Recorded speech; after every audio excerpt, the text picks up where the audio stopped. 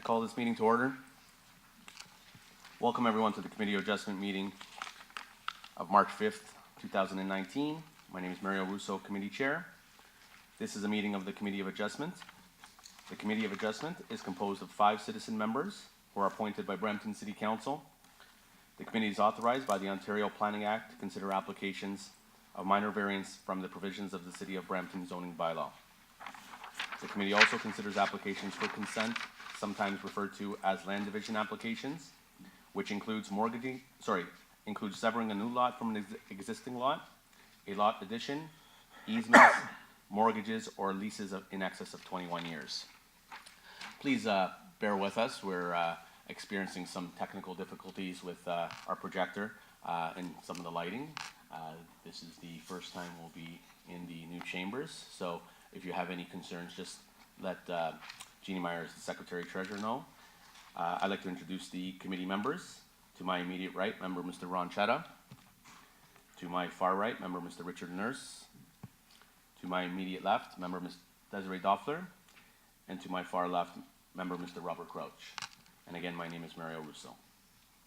Seated at the table in front of the committee is Ms. Jeannie Myers, Secretary Treasurer of the Committee of Adjustment. And seated near the podium, we have city staff members who will assist the committee today. Staff, may I please get your introductions?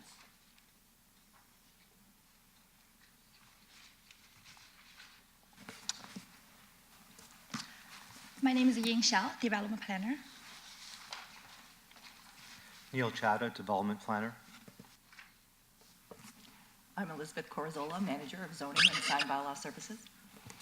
Stephen Dykstra, Development Planner. Bernie Steiger, Development Services. Daniel Chorn, Development Planner. Thank you. Before we consider today's applications, committee has some procedural matters to take care of. Firstly, the adoption of the minutes of the meeting held February 12th, 2019. The minutes of the previous meeting are presented in today's agenda. Committee members, are there any questions or concerns with those minutes? If not, seeing a motion to approve the minutes of February 12th, 2019 as presented. Motion to adopt. Motion to adopt by Mr. Crouch. Seconded by Mr. Nurse. All in favor? That carries. We move on to declarations of interest under the Municipal Conflict of Interest Act. Does any member have any declaration of pecuniary interest to declare on any item or application being presented today? Seeing none. We have our next section is deferrals and withdrawals. We do have one noted request for deferral or written request on applications B1903, A19034, and A19035. Is the applicant or agent here for those applications?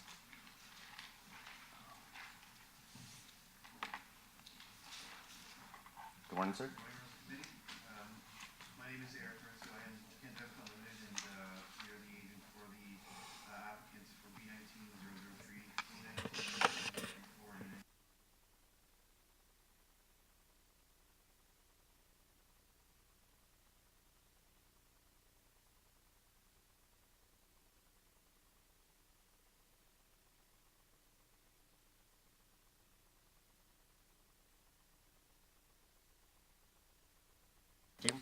Committee members, are there any questions for the agent? Is there anyone in the audience here to speak on these applications? Sir? Yes. Sorry, B1903003? Okay. A19 as well. I think A193, right? Staff, any concerns, or how would we like to discuss the deferral? Staff are in support of the deferral. We would suggest that the date be pushed to May the 7th. Discuss with the applicant, clarify any issues that they need to be resolved in the meantime. Sir, does the May the 7th work with your client? yes, that's fine. Okay. Committee members, any questions or concerns? Just through you, Mr. Chair, just I have a doubt in my mind to that gentleman. What's the property address, sir? 336 Rutherford Okay, no Okay. problem, thank you. We haven't dealt with that yet. Okay, committee members, how would we like to deal with the deferral? Motion to support the deferral to the May 7th meeting, Mr. Nurse? Yes, sure. Okay. Seconded by Mr. Crouch. All in favor? That carries. The application is deferred to the May 7th meeting. Thank you, sir.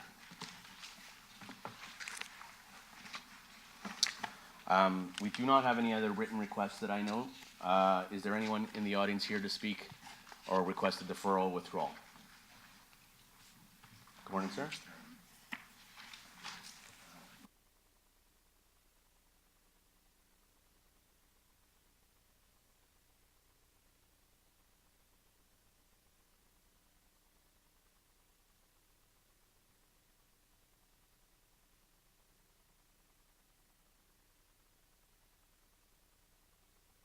The result of staff having concerns about additional information required to assess the consent application. So we deferred it to today's hearing to enable that process and opportunity to take place. We have met with staff. We did provide information that staff did want.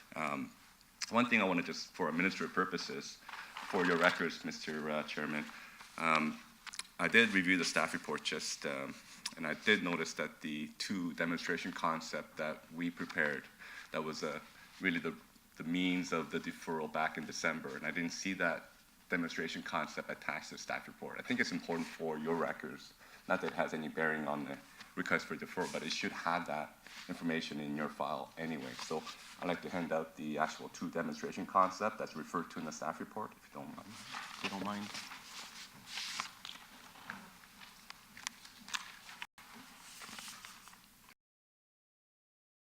On the application. Yes, I am, Mr. Chairman. I'll give you reasons why I'm seeking deferral today. The original intent of why the consent application was filed to sever the M1 zone lands that front onto here Ontario Street by the applicant was the applicant, when they purchased this property, it was purchased from the previous owner who was trying to facilitate and bring in Costco to City of Brampton. As you know, Mr. Chairman, that deal fell through. The previous owner sold the property to the current owner, who's the applicant, to the severance application. The purpose of the severance application before you was for the owner to refinance the site and the development of the site. So the intent was to sever the front piece that's zoned M1, which is a smaller 7-acre piece out of the 30-acre total area, and to finance the ability to develop the remaining 23 acres. That was the intent of the severance application. The report before you, Mr. Chairman, as you know, is that staff are not supporting the severance application. The reason for my request for deferral is to allow the applicant another opportunity or means to refinance the site, maybe potentially without going through the severance application. I can certainly disclose today that the applicant is in discussions currently with a potential joint venture partner. And if they're able to do that, they can finance the entire project, advance the application, and develop the site. So the reason for the deferral, and I'm hoping that the committee, indulging my request for deferral, to actually hold the hearing on May 7th to enable enough time for negotiations and discussions. And hopefully we can come back to you on May 7th with a joint venture partner, and this application may be withdrawn by that time.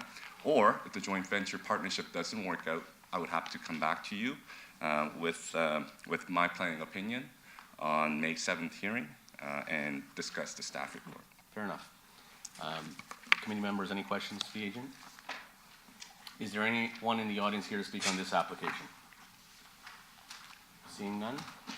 Staff, would you like to weigh in with your comments or on the deferral request, please? Through you, Mr. Chair, staff support the deferral request for a May 7th hearing. Committee members, any questions or concerns? If not, how would we like to deal with the deferral request? Mr. Nurse, for the May 7th deferral request, seconded by Ms. Stoffler. All in favor? That carries.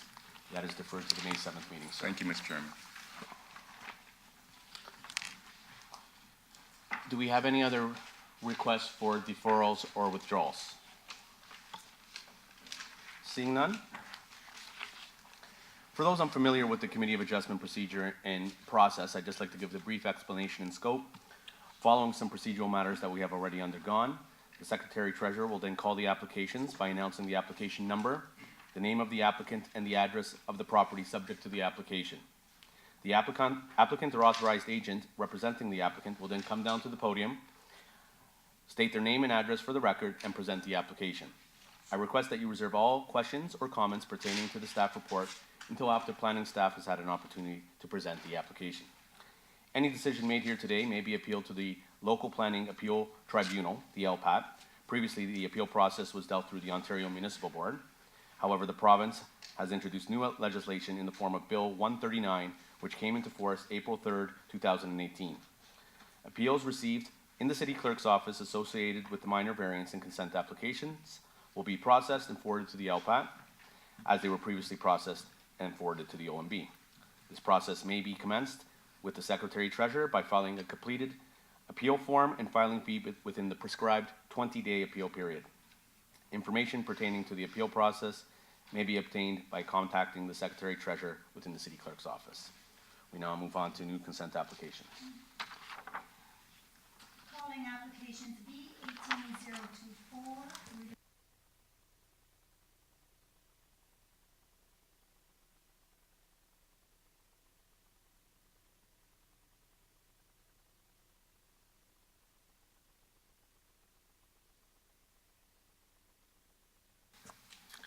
So bear with us, sir. That's the projector's not working, so if you have any anything that we just pass it along to us.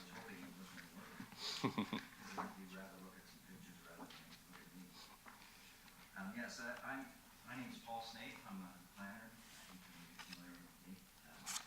I'm acting as an advisor for Canadian County Properties, and I'm here to speak on it. Just to reiterate,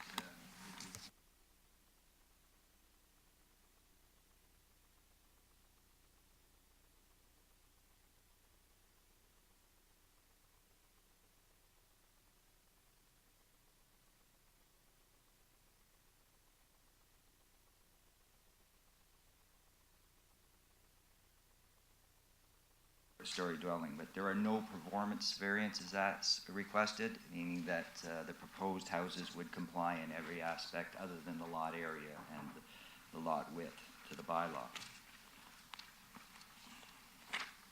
Now, I'm just going to put this, does this work at all? No, it doesn't. The area in question is Classic Drive. I imagine the committee members have gone on a site visit there at Classic Drive. These are, it's a mix of 70-foot lots and then 50-foot lots. And the location of this site is at the junction of where the 70-foot lots end and the 50-foot lots begin. And here we have a situation where there's plans of subdivisions and there are what they call part lots or blocks that were created through the subdivision process. And that's when there are lots set out and in the subdivision, and then you run out of room when you meet the property line, and then there's a block created, and then on the next subdivision that comes in, whenever, there's another block put in place, and together those two blocks would eventually form a lot, and they would be a width to conform to the bylaw. But because of this situation, it relies on the cooperation between landowners to try to either to acquire the block, and usually in subdivisions there's many of these, so they often exchange a number of these blocks, and so, you know, one developer will take a few and the other will take a few, and together they'll each have an equal number of lots. But in this case, there's just this one instance where there's these blocks between the two plans of subdivisions. There's the subdivision for the Caniff property to the north, that's registered plan M1379, and then the subdivision to the south is I'll refer to as the Mont plan of subdivision, and that's M2010. And so just by way of background, not that it has a bearing on the planning opinion or merits to this, is what happened and why we're at this stage. Canada Properties had approached Braymont Properties to purchase the block and then subsequently build a house. There was a deal struck, but before with the transaction, Braymont apparently increased the price. And I mean, this isn't a reason for saying that this application, what we're proposing now, should be supported, but that's what happens, and that's what's inherent eventually sometimes with these block scenarios on adjoining plans of subdivisions. So Canada couldn't, you know, in the right mind, just keep accepting increases in prices, so they couldn't accept the price that was presented by Braymont. So time since passed, and Canada Properties realized that the block to the south was then sold to the resident on the neighboring lot to the south. Again, this would be a lot easier if I was able to show this. Try to demonstrate it here.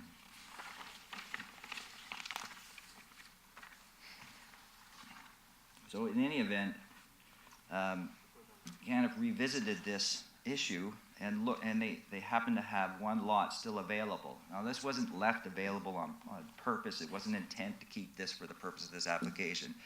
The lot 106 on the plan 1379 was there because there was a turning circle on it. And when the road went through, the turning circle was no longer required.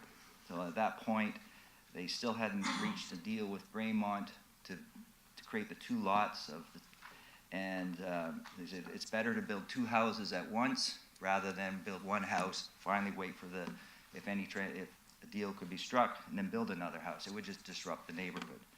So they looked at this closely and said, well, we just take the land that we own, and that's block 110 and lot 106. Together that land is 100 feet wide, and it could be divided on its own and create two lots of 50 feet wide.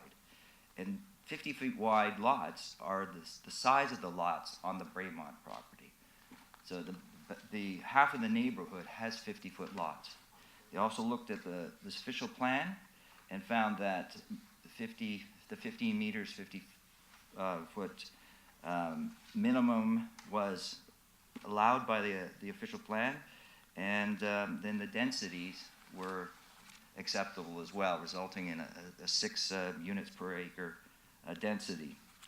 And so, in their opinion, and in my opinion, the severance that we now have before you now as a lot addition meets the intent of the official plan and can be supported. So that was the rationale under which we submitted this application. And in our opinion, it would meet the 4 tests. So I do have these drawings, and I apologize, but what I wanted to show with these drawings is, I'm going to just show them like this so the committee can see. This shows a scenario as if the blocks were sold as originally intended, and you would end up with the lots. So you would have essentially the larger lots here in the Canada subdivision. These two would form larger lots. There would be houses there, and then we're into the Braymont lots to the south. And in terms of it, I apologize for these very rough sketches, but they are to scale. This might be what the streetscape would look like. So with this house here representing the ones to the north, and then the two new houses, and then this is the house 47 to the south on the Braymont plan. Now this is what is permitted today if they didn't go through the Committee of Adjustment and they were successful in purchasing the respective blocks. That's what is permitted. It's okay? No, okay. And because I think there's been some confusion about the number of lots that are permitted. Right now, there's an empty space between 39 Classic Drive and 47 Classic Drive, and 2 lots are permitted there, whether we go to the committee or we don't go to the committee. Now, here's an illustration of what's being proposed.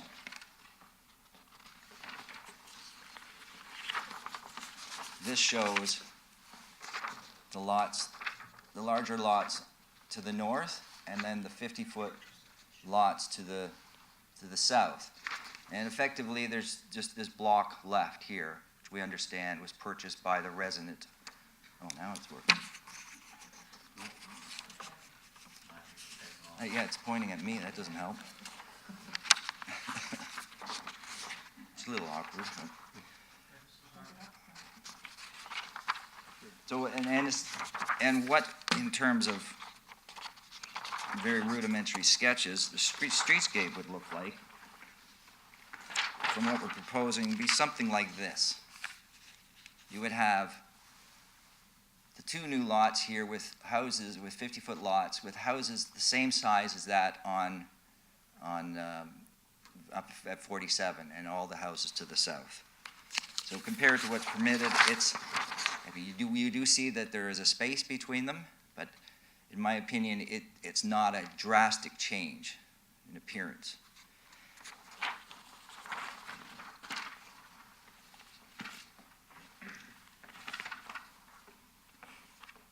And I think it's important to remember that when addressing the residents' concerns that we have heard, because this application did go to a committee meeting in October.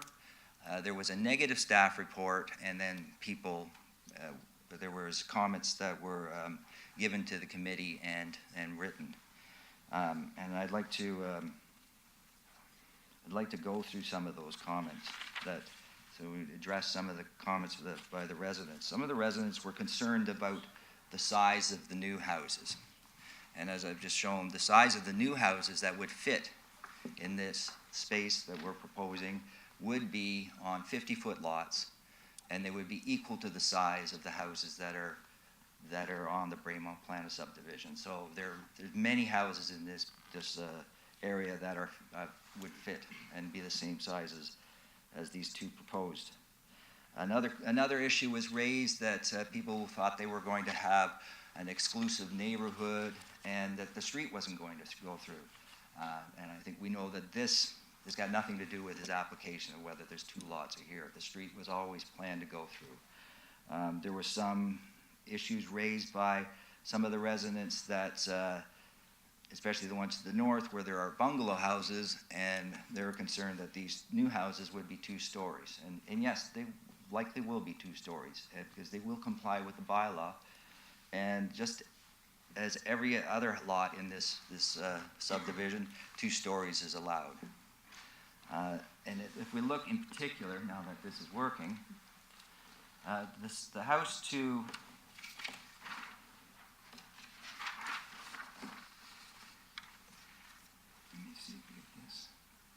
the house to the north, 41 Classic Drive, there were several letters submitted by them objecting. And this is an accurate representation of the footprint of their house. Now, they have a bungalow-style house that spreads out on this lot. It projects deep to the back, and this front piece are the garages. And the lot on this side of the house is essentially windows that are in the garage, and then just one other smaller window. Now, whether, in terms of the impact on this house, whether it's what's permitted now, in this case, there's a north wall of a new dwelling, and then what's being proposed, there's the exact same thing. They would look out their window or stand in their property and see the north side of a new house. Whether it's a smaller house and they're slightly closer, to me, is not much of a difference. Other people in the area that had submitted letters were from other lots, and I think there really wouldn't be much impact on them at all in terms of views. So I think in terms of impact, the one property that could be impacted is the property to the south, or they may have an issue, and I will get to that soon. Now, this is a bit awkward to raise, but I think it's something that we need to raise to try to get a handle on what staff have been recommending. And I know there'll be an opportunity for staff to speak to the report, and I won't get into the details of it, but we do know, and the committee knows at this time, that there are 2 sets of staff reports for this.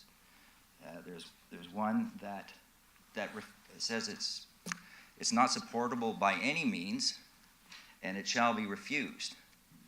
And now we have a set of staff reports that find it meets the intent of the official plan, it's minor in nature, and it is supportable, subject to some conditions. These are, diametrically opposed opinions in their staff reports, yet the application hasn't changed in one iota. We're proposing exactly the same thing what we did originally. So I think I'm very curious in trying to understand what it is that staff are basing their opinions on. Mr. Chairman and committee members, I've been a planner for some 30 years. I mean, these are applications submitted under the Planning Act where there's notice given and there's signs posted. So everybody has had an opportunity to comment in the neighborhood, and we've received some comments as I've discussed. But one resident that I couldn't find in the record of having comment on it is the resident at 47 Classic Drive to the south. Yet planning staff on their own reached out to contact them. And in my experience, as I said, as a planner for 30 years, and I've worked with other municipalities, I do not recall a case where a city planner essentially cold calls a resident. And where there is never a concern initially raised by that resident. The planning staff, I have indicated in the report that this resident of 47 Classic Drive wasn't aware of any legal or planning implications. Yet they had the wherewithal, the resident, to purchase this lot or this block of land. And I find it hard that they wouldn't understanding any legal applications that were there. And I don't know why staff think it was incumbent upon them to explain to them. I've never heard of this, and maybe I thought since I've been away from the process for a while, I'm out of date, so I talked to other colleagues of mine in other municipalities I work for, the City of Toronto, for example, and asked if they've ever heard of a city planner calling. I hope that's not the end, is that time? Okay. And I also contacted the Ontario Planning Institute, Professional Planning Institute, and they thought it was a bit strange. I mean, and they did say that, if anything, this may be looked, not so favorably upon by the planner's employer or whatever the case may be, because I'm sure there was good intent by reaching out to this resident on their own, and I'm sure they weren't up to anything, but it's very curious since the resident of 47 did not respond to any of the notices. So in any event, it's so confusing about why the city staff have taken this approach to deal with this. Sorry to cut you off, Mr. Snape. Perhaps we'll let staff Okay, weigh in on that. Okay, and it's just because there's these two staff reports. I'm just trying to get at why and what's the reasoning behind these two reports. But I will say, there's one thing that I've found that what staff may have talked about with this resident, it doesn't appear to be the facts, because Canada Properties and myself met with the resident at 47 Classic Drive.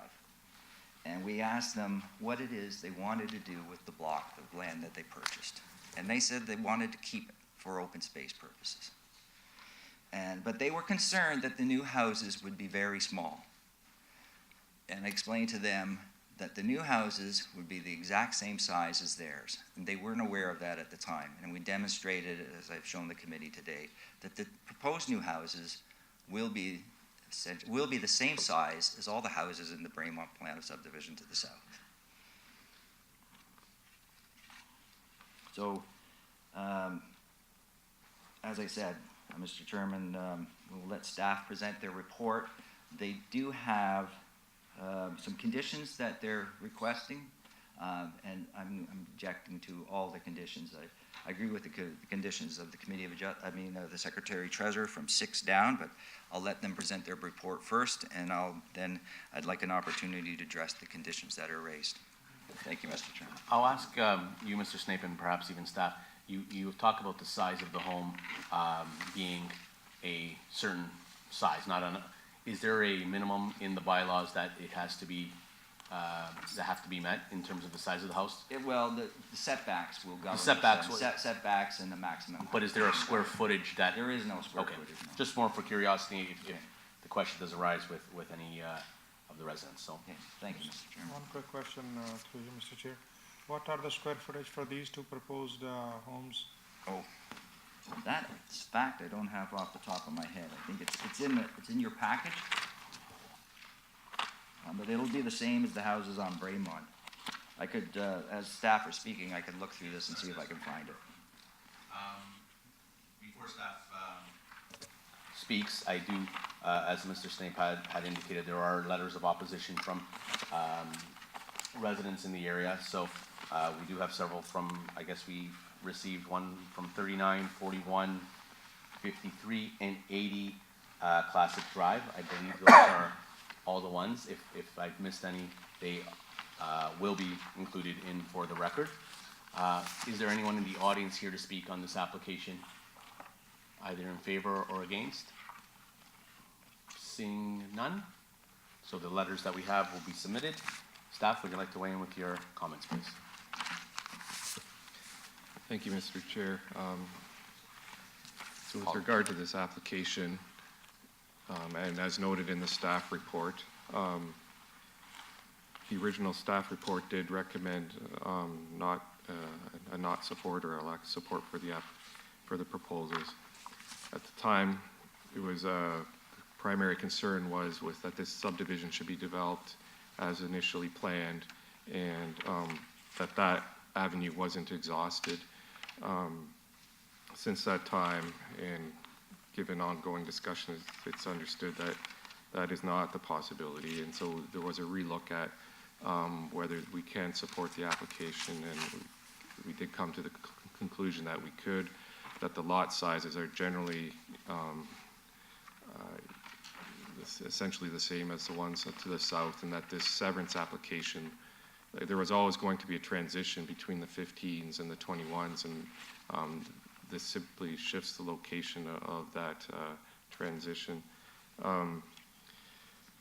With regard to, I suppose I'm going just to respond to this notion that somehow we acted inappropriately. There is a subdivision agreement on the lands to the south, and there's a subdivision agreement here. And both of these say that with regard to these reserve lots, that those two should be developed together. So in looking at this, we were just wanting to be certain of what the intentions are of that landowner to the south, because that's an obligation that we have with that landowner as the successor to the developer on that agreement, and ensure that and get a better understanding of what that situation was with them and their intentions. So we did reach out to them to understand that situation, and understand from them what they were intending with that piece, and also to understand that, see how they understand what was unfolding here, as they are a resident, they're not a developer, and so forth. So that's the reasoning behind that approach, is us doing some of our due diligence in this situation. So, Mr. Steiger, just to interrupt you, we did not receive, though, any official comments from... I'm not aware that we did. So. Ms. Myers, from 47? Through you, Mr. Chair, I can confirm we've not received any Okay. written comments from this. Okay, just for clarity, because, I mean, that's one of the discussion items, but I don't see anything there. So then, just to jump to the conditions themselves, so in supporting, and finding support for this application, we do, however, have a number of conditions, and these conditions are to rectify this, or to deal with the situation, that there are agreements related to these two sites that are binding between the city and between the two landowners. And since the situation is no longer unfolding as initially planned, and an approval is being sought to change direction on these applications, that or change direction on the intent and how these lots should be developed, that the legal documents in behind that also ought to be modified. In that regard, the first condition,, um, condition, requires that the owner make application and to change the agreement between Havenwood properties, so the CANF piece, as it relates to Block 110 and Lot 106, so the two lots on, or the two pieces on the subject lands, to remove, amongst other things, the requirement regarding the reserve block and how that ought to be developed. There's a notion in that agreement which says that that's only to be developed in conjunction with adjacent lands. To change that obligation that's ensconced within that agreement. The second condition, which relates somewhat to the sort of the standards Secretary Treasurer's condition of number 9, is simply that the plan be deregistered and for those two blocks, so that there is not an underlying part block remaining, but that the resulting lots are whole. A specific, more detailed step to condition. Number relate to the effects. So when this plan was registered, and the park block on it, then when that one was registered, it tied itself to this land, and that hasn't changed.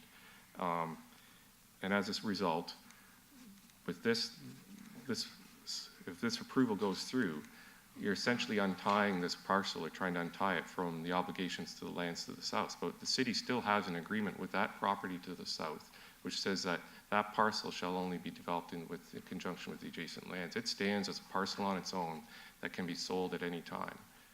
So that situation with this agreement, with this consent application, will create a situation where that piece could no longer be developed on its own. Yet the obligation stays that way in the agreement. So condition 3 and 4 are seen as necessary to deal with that situation. Number 3 is an amendment to that agreement to say that that block, change that agreement to change the obligations within that agreement related to that block in terms of how it's to be developed. And then number 4 is to put a restriction on title for Lot 1 and Block 17, which are in the Bremont plan, so that's that immediately adjacent block, and then the house to the south of that, the Block 118 would only allow, or the Section 118 restriction would require a city's consent to any sort of mortgage or any sort of financial dealings on that, like a sale or so forth, on those lands. And the requirement there is for us to be sure of that those two always get dealt with together until such time as someone chooses to deem that subdivision complete and combine and merge those two pieces so that they become one.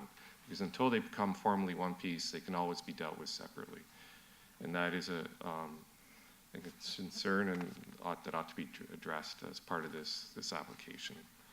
And then finally, the last condition is to require a site plan and elevation drawings to be signed off by us so that there's a certain level of understanding that the buildings can and will fit in, and that the level of the detail in the design meets the executive policy requirements of the city. So those would be the conditions recommended by staff. So Mr. Snape, you had mentioned some of the conditions Yes. are of concern. So I'll go through them. Okay. Mr. Steiger has talked to them in detail, so I will paraphrase them to describe them in more general terms. The first condition, as Mr. Steiger says, deals with the subdivision agreement on the Havenwood or CANF lands.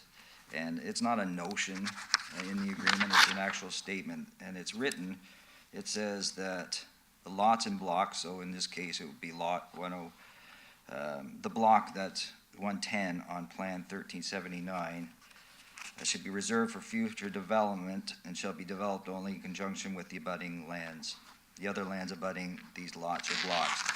Now, literally, we're doing that. I know that's not what this was. This wasn't looking at the property to the south. So I don't think, there is no offense by leaving it in there. And in fact, I don't recall any other case when you've ever dealt with a severance application in an existing plan of subdivision. Let's say it's in the 1965 circa or vintage application that's dealing with severing land from maybe a portion of a park and adding it to a lot. There's never been staff saying that you have to go in and change the subdivision agreement. This condition is within Havenwood's, or I mean, Canada's control. I don't think it's necessary. I don't think it really offends anything. It's not the most critical one of my concerns. The next condition essentially is saying deregister Block 110 and Lot 106 on Plan 1379. Now, I have never heard of a case where a committee of adjustment for a lot addition adds this. To me, this is taking the lot that we're trying to sever and add the piece to the block, taking it away. So then what is there to sever? The Secretary Treasurer has concluded for standard condition in any case that you have a lot addition, and that's number 9. The city solicitor undertaking shall be received that the severed land and the abutting land being Block 110 on the Plan 1379 shall merge for Planning Act purposes. This, I think, accomplishes what you, and that's what you need to do, because it's always been here for a lot addition. Number 2 is not necessary, and maybe it could be if required, but to me it's not necessary. Number 3 and 4 are particularly concerning, and I understand what city staff are trying to get at here, but they are beyond the control of the applicant. As staff has found that this is supportable for planning reasons, and my opinion is that as well, we have a condition here that it depends upon the resident to the south. Now, and they're concerned that Block 17 on their plan will be left on its own and can subsequently be sold. I think this is a concern that's inherent with this whole part block issue. And if the city doesn't want this to happen, perhaps, especially for the fourth one, where it's saying entering into a restriction under Section 118 of Land Titles Act, that could have been opposed as a condition or something to put in the agreement prior to the registration of the plans themselves. And maybe in the future they should be, as a way to, then at least the city has some control before these lands exchange hands. And effectively, the problem for that piece of land, Block 17, for the neighbor, exists the moment they bought it. It exists right now. It is a piece, as said in the report, that's a separate piece. It has to meet the zoning bylaw. They can't build a deck on it or anything like that, because there is no principal building on it. But to resolve that, they could, I guess, wait for 2 years until the 5 years is up on their plan of subdivision, and then ask the city to pass a deeming bylaw to deregister it. And then effectively it would merge. And then that's, to me, that this is a very difficult and unfair conditions to impose on this applicant, since it's beyond their control. It's not even involving land subject to this, and I understand what city staff's trying to do, but I think it can be better handled if the city acted on its own, perhaps the way they did when they initially contacted these people and said, okay, we'll deregister your parcel, or you can agree to put the restriction under Section 118 on your property now. But to me, that's between the city and this landowner, because this landowner has bought that block and they want to keep it for themselves. So in effect, they're the ones who don't want to follow through with the intent of the subdivision agreement as well. And then the last condition is, essentially it's saying that the city wants to take a look at the plans before a building permit's allowed. And there's other parts in the conditions that the owner shall arrange to receive all required approvals. Well, all required approvals are required, regardless if you make it a condition or not. The last condition of looking at the drawings, and as we looked at the difference between the proposed and permitted scenarios that I had showed you, if this did work out and 2 houses were built in accordance as originally planned, there wouldn't be such look at the plans. And to me, they're very slightly different. We just have two smaller lots, a bit smaller, and a bit smaller houses. And the siting, they're proposing to meet all aspects of the bylaw, obviously except the lot area and lot width. So this, to me, is not necessary. If anything, what I think staff have got, they're missing, is they've got conditions on the variances that the severance be approved. I think that's backwards. I think the condition should be, the variance should stand on their own. The condition should be on the severance that the variances be approved, because this, the way they've got it, you've got it that the consent could survive, the lands could be created, but the variance could fail, and you would have then two lots that don't meet the bylaw. There's no harm if the consent fails and the variances are in place. So I think, in my such to the committee, that the condition about, there should be a condition added here, the 5 removed, and the condition added that the consent should be subject to the approval of minor variances. I guess from what, and I'd like to just get some clarity in terms of, some of them you're mentioning seem to be above and beyond, but you can somewhat live with. Which are the ones that are well, the ones that are 3 and 4 are the ones that you highlighted as the most significant from your point of view? Yes, Mr. Chairman. 3 and 4, or 3 or 4? 3 and 4. 3 and 4. They're beyond the applicant's control. So I asked my question, and I guess committee members, if there's any other questions to staff, is from what I heard from both perspectives, is the city's concern is the selling off of that parcel. What are the implications of if that is sold? If there can't be anything done with that parcel, is there any implications from city's perspective there that would be detrimental, other than a parcel that sits in limbo? So, to the chair, that agreement is a contract between ourselves, the city and the developer, Braemont at the time, and now that landowner, which says that that's a future development block. So the risk is that there may be some recourse back to us that we didn't preserve that right for them by allowing the severance to happen. So this isn't just a paperwork exercise. This is actually an exercise in ensuring that the rights that were given and the sort of the understandings between the two groups are dealt with properly before the consent application happens. I mean, this concern about dealing with the neighboring property owner, something out of their control, well, that was out of control the moment they decided that they wanted to put a reserve block on this property. And the point that that was registered that way meant that they had to deal with the neighboring landowner. They would have always had to deal with them, whether to buy that piece to develop it together, or under this scenario now where they're choosing to go a different direction. But we have those obligations in place. And in part, it's a little bit, to protect them as well, that we're going to commit on the next property over to put a block in and so forth, to make sure that that doesn't get frozen on this one as well. So they're contractual obligations in that sense as well. It's just not a paperwork exercise in the city's view. So it does put us at risk if those aren't imposed. So from my point of view, or a question would be that this was something that the city's solicitors had looked at and included from a contractual and obligation type of perspective as well. Yeah. Any other questions? Mr. Crouch? Through you, Mr. Chair, to staff.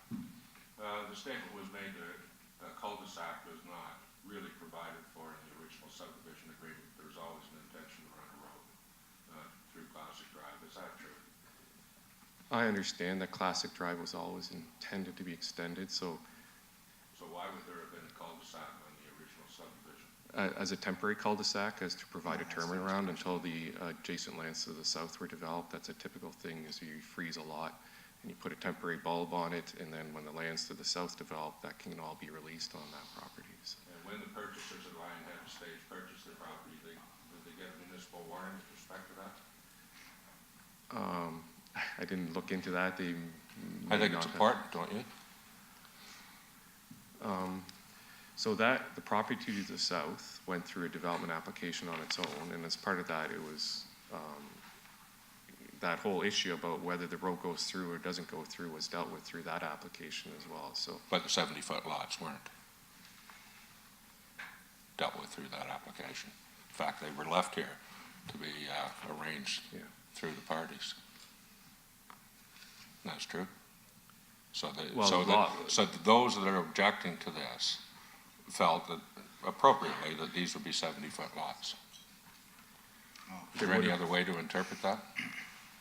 The plan was that lot 106 would develop on its own, and then that the two reserve blocks would develop as another block. And yes, this application. Which would have accommodated the two lots of the Lionhead Estates subdivision width as opposed to the Bremont homes. Yeah, it would have been approximately 20-meter lots on their lot 106, and then they combined two on this one, yes. Thank you. Mr. Chairman, I think what they're talking, sorry, Mr. Crouch, through you, Mr. Chairman, I think they're talking about I think Mr. Crouch is raising the issue, was the Bremont plan ever envisioned, and wasn't, when you mean the road to go through, it meant to keep going through? Is that what you were saying? I suppose my analogy would be Edmonton Drive. Near the village of Churchville. There's a guardrail. Yes. There's a suggestion that there could be an entry through there.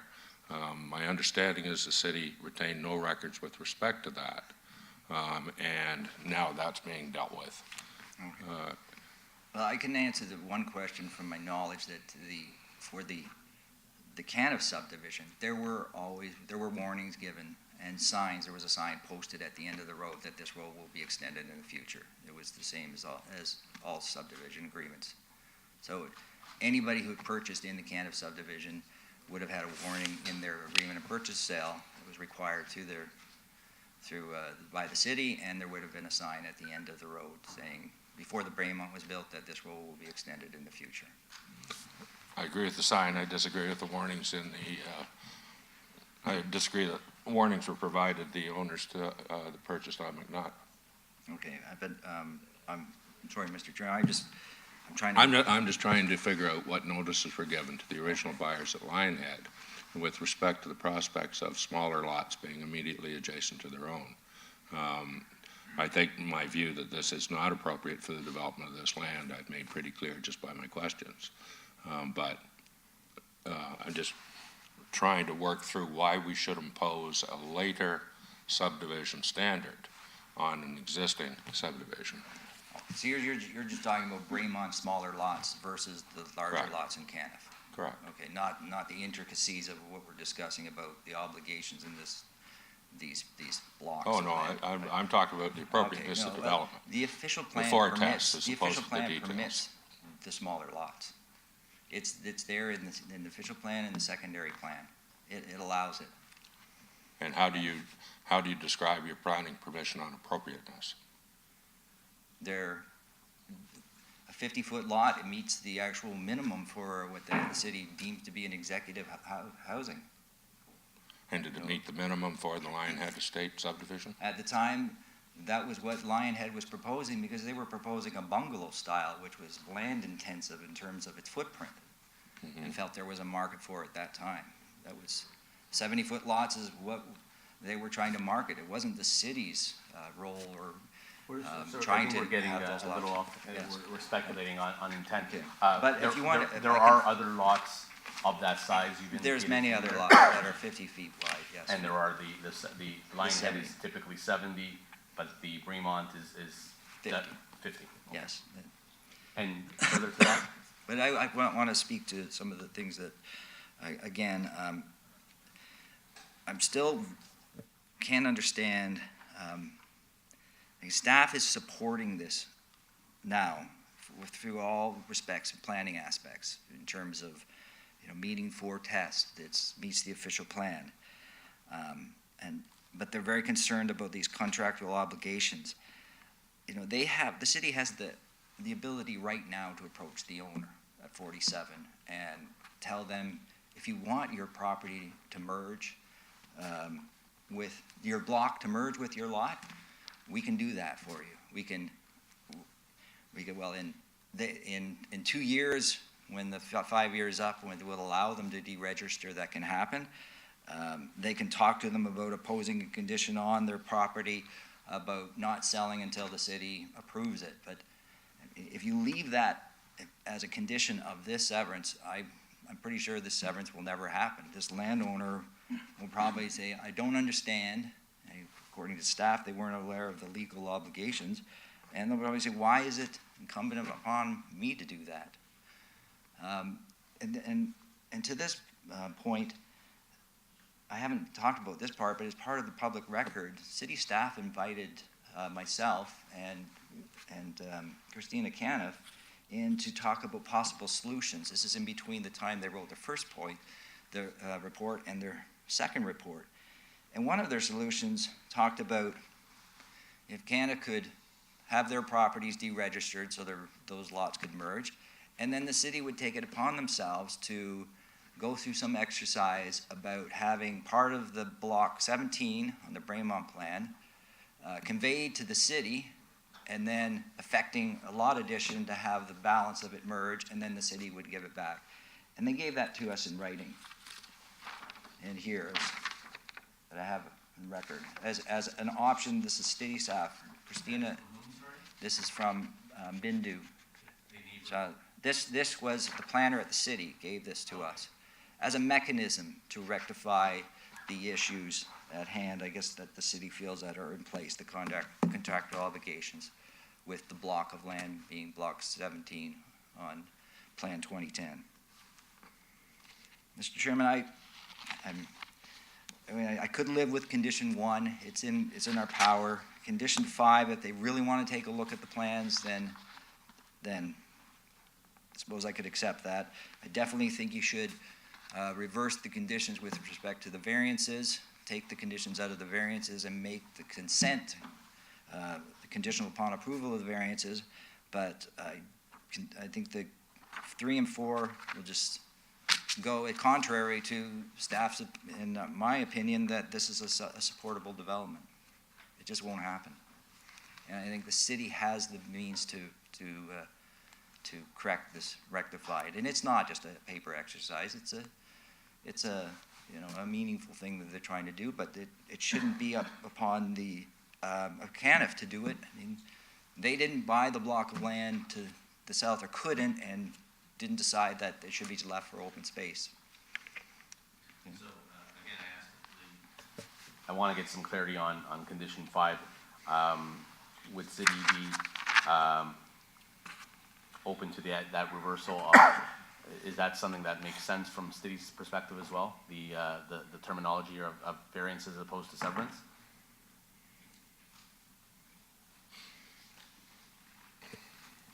So this is in relation to the requested condition and to this. Well, I'm just trying to get some clarity on if the agent, what he is saying, is that correct in terms of, is there an actual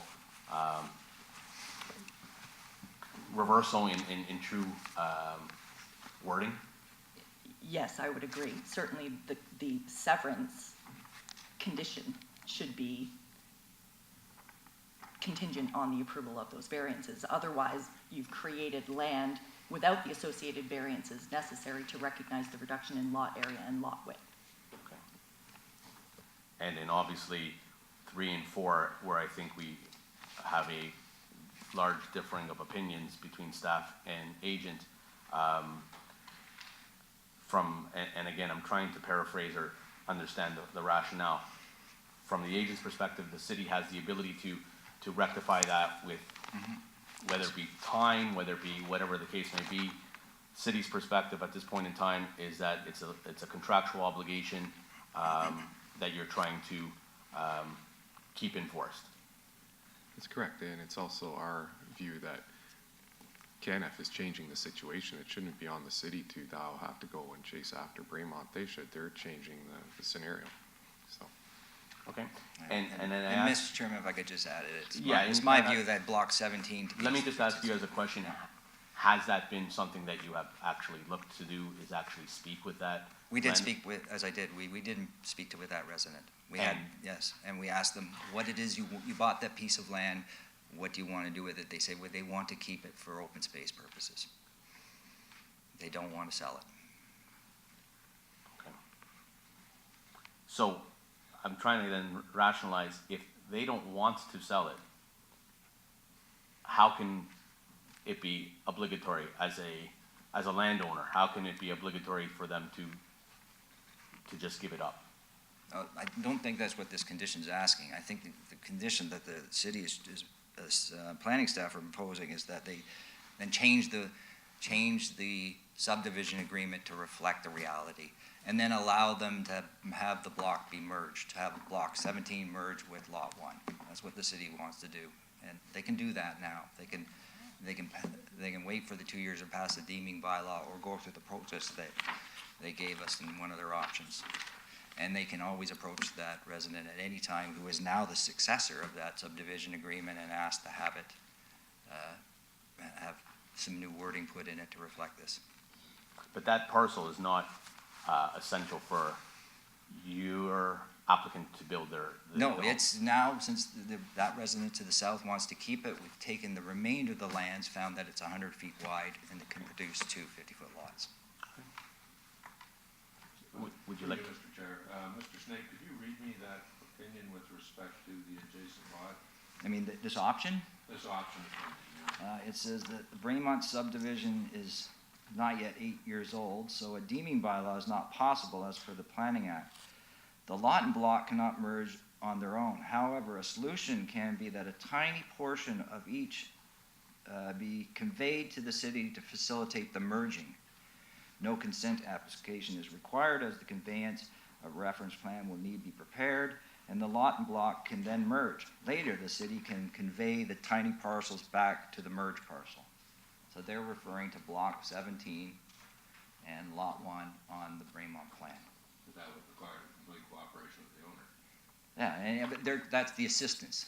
That would help the owner. So they could actually merge and then have it as, they own both pieces now, but the block is still a separately conveyable piece. I understand that. There's a whole lot But- of subdivision as well, but as you say, they own the whole piece. Yeah. Thank you.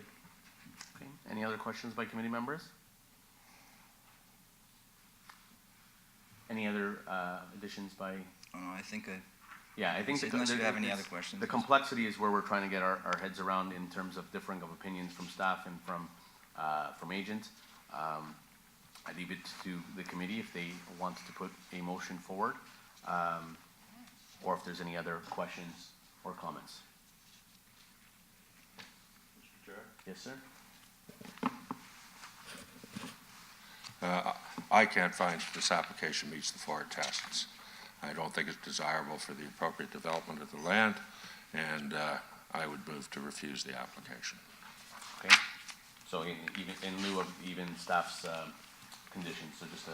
Yes, I don't understand the change of the staff report, but I'm content that this is inappropriate. Okay. Do we have a seconder? Seconder. All in favor? That does not carry. Any other motions that any other members would like to put forward? Or if there's any other questions that'd like to be asked by the agent or asked to the agent or staff? Chair, I would like to put forward a motion to approve staff's recommendation. Okay. Do we have a seconder?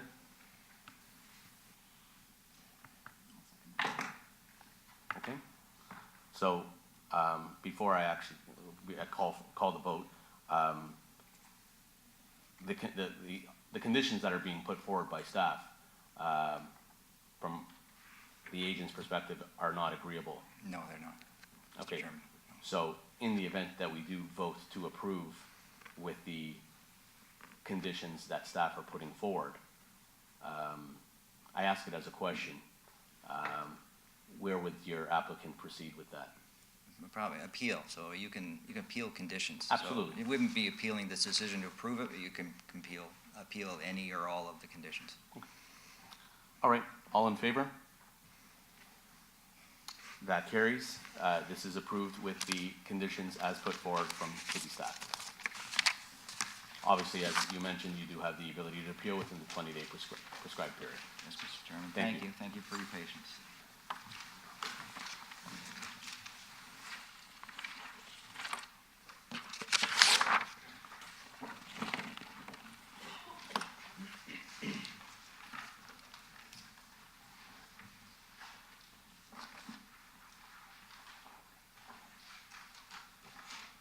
Through you, Mr. Chair, I'm just confirming for the record that Member Garrison and Member Crouch have dissented on committee's decision.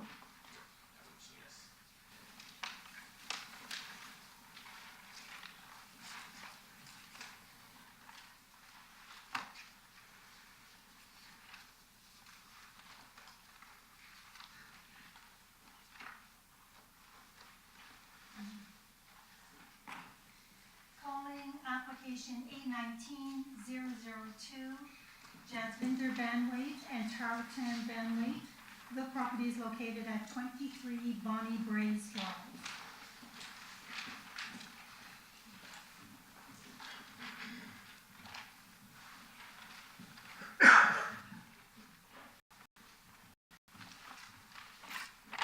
Good morning, everyone. Just your name and address for the record, sir. I'm Marty Benwait, Bonnie Braes 23. Okay. So we, I guess, received the staff recommendations and just want to make a few submissions as well. So essentially, we are having our request denied for the extension of the driveway and also the location and height of the fence. As per the driveway plans we had made, you know, it has in the report said that it's identified that vehicles are parking there or that it's used for parking. You know, we are willing to, you know, work with the city or work with the recommendations for, you know, what we can do to make sure that it adheres to the bylaws. In terms of the fence height, we've had a lot of issues with coyotes and people going down by, I guess, the under the bridge next to our home. So it is backing onto conservation land. So we have a lot of issues with trespassers and stuff like that going around back there. Also, I guess my father and mother both were under the impression that any of the contractors or people that were working on the home would kind of have, I guess, like a corporate duty, right? We weren't really knowing of the exact parameters or, you know, sizes of where we should have everything measured, and that is our fault, so I do apologize for that. But, you know, like I said, we're willing to take any recommendation and, I guess, move forward with, you know, just the least possible changes or cost to us.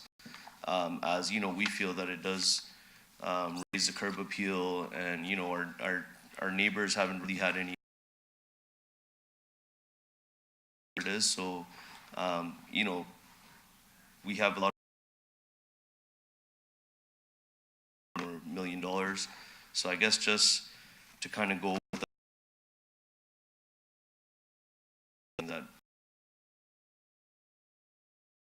you know, like I said, we're willing to work with you guys, but we've had a lot of issues with, we've had a bunch of critters and stuff like that come over. And in terms of the front being fully stone, it's very difficult to maintain the grass when you have the conservation land not being looked after too much. So we have a lot of issue with weed, and I know that's not an excuse for, you know, kind of having the whole thing brick. But like I said, we're willing to remove whatever you guys want. You know, put any plants or any sort of fountain or anything that could block the vehicles from going there. And in terms of the height of the fence, you know, I really wish you guys would reconsider if we could still have it that high, but, you know, we are willing to move it back off the city land. But like I said, we had figured that the contractors were adhering to the bylaw, and, you know, we've tried to get in touch with them now, but we're not really having much luck. You know, so we of course are willing to make any changes that you guys suggest. But, you know, we are requesting still a little bit of consideration. Okay, thank you. And I appreciate you acknowledging, I mean, often that is the fact, or the case that we have property owners that have contractors that do the work, so be it. We don't know who's at fault, other than the fact that ultimately it is your responsibility.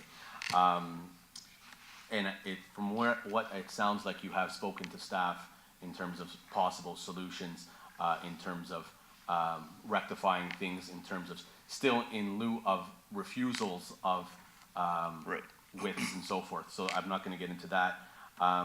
So I appreciate that. I'll have staff speak to and have their comments. Before that, is there anyone here to speak on this application? Sir?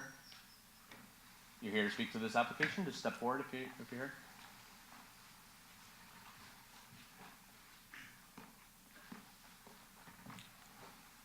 Just, sir, if you can just step aside and if you'd like to step forward, sir. Good morning. I'm the neighbor at 21 Bonnie Brace Drive. And just your name for the record, sir? Sudhakaran Sundaresu. And this property belongs to my mom, Yogeshwari Sundaresu. So she received a notice saying that whether she is supporting or opposing. So there are 3 areas. So she is opposing all 3 of them. And the reason being is that if you look at the property itself from the front, it's inclined a bit. So this is her property 21, this is 23.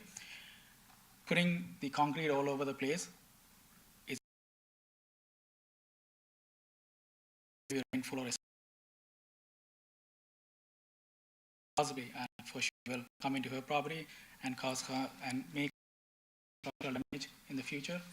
I have some pictures for you to show you how this was done. Can I still use a projector, or I can show it to you like this?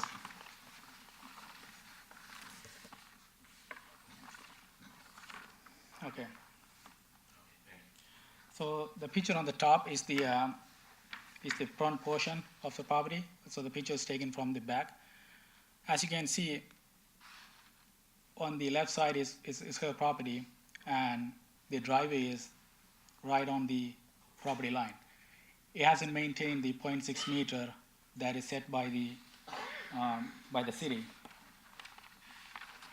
So that's where she's opposing number 3. So she would like to have that 0.6 meter gap. Right. That's going from the front, and if you look at the picture on the bottom, that's the backyard area. So it's all the way to the end. We need to have that space maintained. And I have another picture which has a very closer. So if you look at the bottom picture, you can see it's even past the borderline. That clearly tells you that they didn't pay any attention to it. Like if it's me hiring a contractor, and if they're going beyond this, we all have a survey. There's nothing hit and miss here. The survey is clearly telling you where everybody's property line ends and begins. And any contractor will definitely take a look at this and do the rear of your property, correct, sir? The rear? Right, yes. So it's very shocking, and my mom just had a heart surgery a few years ago, and looking at this like this is horrible to her. Okay, so sir, I want to have staff speak to it.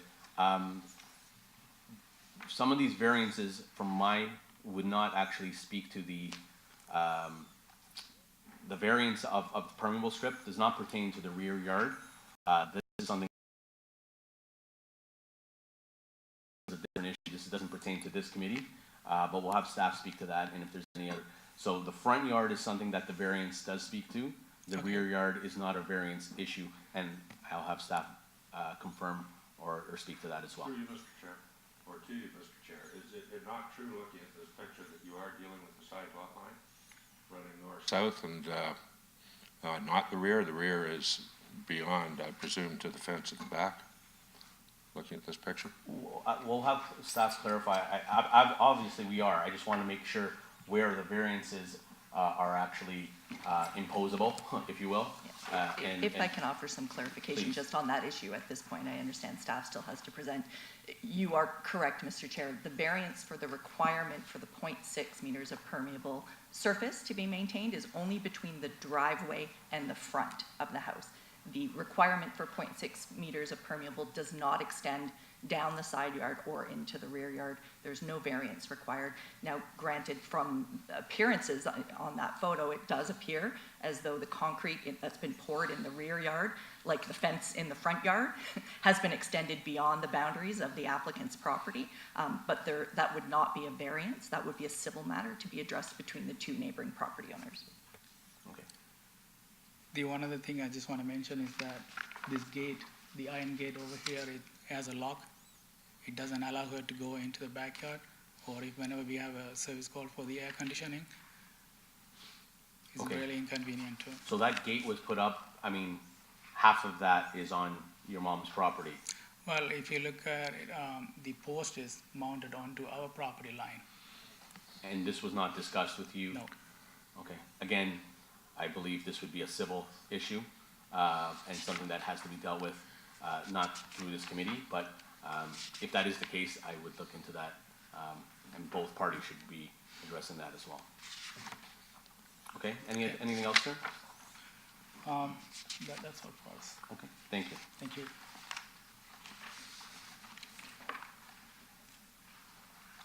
Okay, so just what I wanted to highlight is the fact that we're dealing with 3 variances. Even though we may agree or disagree, permeable strip, the driveway width and the fence. Correct me, staff? Okay. Anyone else want to speak on the application?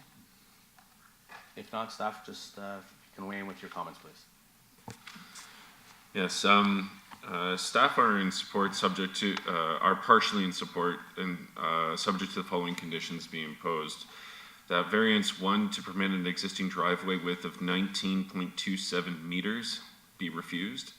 2, that variance 2 to permit an existing fence in the front yard having a maximum height of 2.16 meters be refused. Number 3, that variance 3 to permit a 0.0 meter permeable landscape strip adjacent to a side lot line be refused.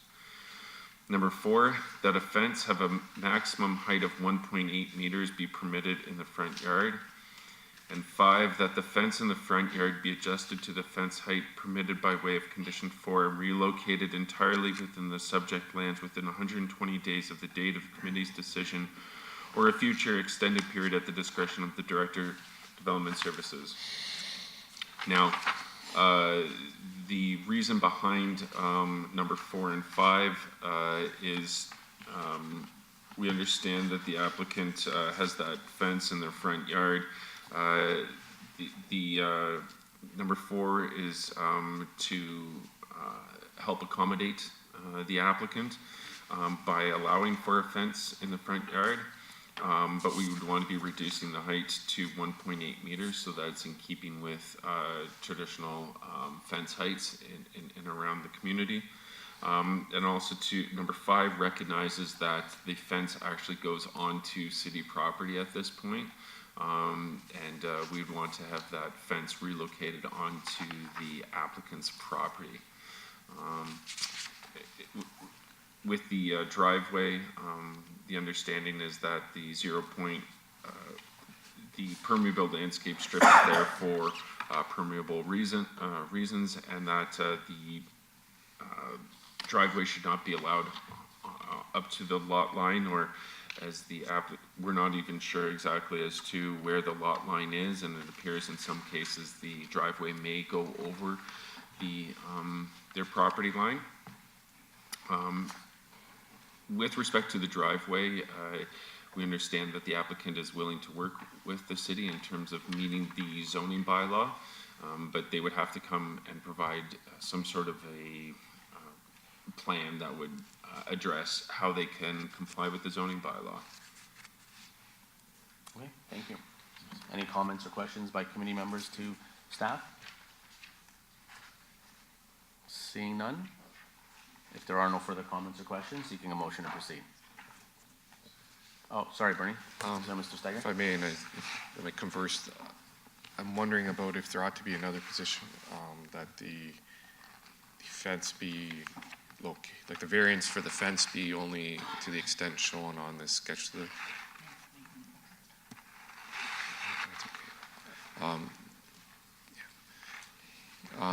That it just be in the location as shown on the sketch attached to the application.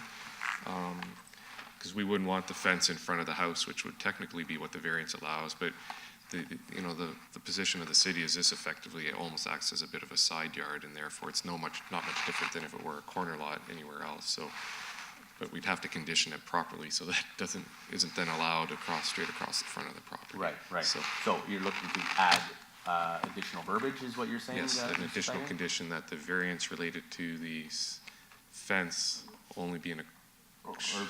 Sorry, perhaps it may be best if after condition 4, and relocated entirely within the subject lands, generally in accordance with the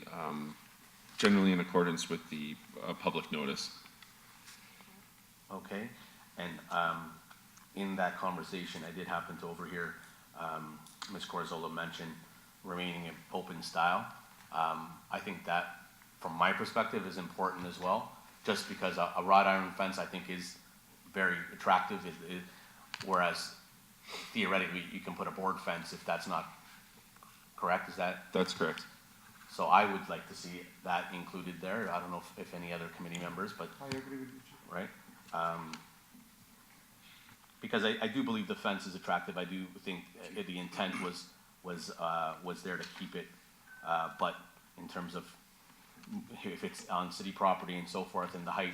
Now, I'm just trying to get in terms of the 1.8 is just maintaining the 6 feet traditional height as opposed to the whatever that would be, 7 feet roughly. So just bringing it down a foot would satisfy staff. Being open in style, is there any, doesn't really make a difference in terms of staff's perspective? Staff would prefer it to be open style, and I think that is a good addition to include with it. All right. Any comments by committee? Any questions? Sir, do you understand? Yeah, I understand. Just some clarification. So we'd have to have the door also flush, right? The door can't be higher than the rest of the. Yeah, and I do highly recommend that you do speak with your neighbor and look into some issues because. Well, for the record, sorry to cut you off, just want to say that we had everything agreed on. We wouldn't start doing work without having agreement of the neighbor. And we did speak to the homeowner, so. Yeah, sure. And again, this is not a committee, that's why I wanted to highlight the committee issues are the variances, the civil issues are amongst neighbors. I just, as a common courtesy, I think that should be looked at. In particular, that gate, if it is. Oh, we wouldn't lock someone out of their own backyard. Anyway, that's something that should be looked at, I believe. So, do you understand and agree to the conditions that are being imposed, sir? Yes, I do. Okay, so the only change, though, is that staff has just changed the wording that is generally in keeping with the sketch, and an open style fence to remain. Okay, and can we still have like an ongoing consultation, or like can we have some more time to have these amendments changed, or like if we have to maybe change the walkway, or because I remember we spoke to someone, I believe his name was Richard, and then he let us know that we can put maybe some pots for some drainage. And that's what I highlight. Like that any does alternatives. Essentially, that is being refused. Okay. How you can then meet the bylaw is something absolutely you have the ability to speak with staff, and they can highlight that. But as it stands, that is being refused. Okay. Okay.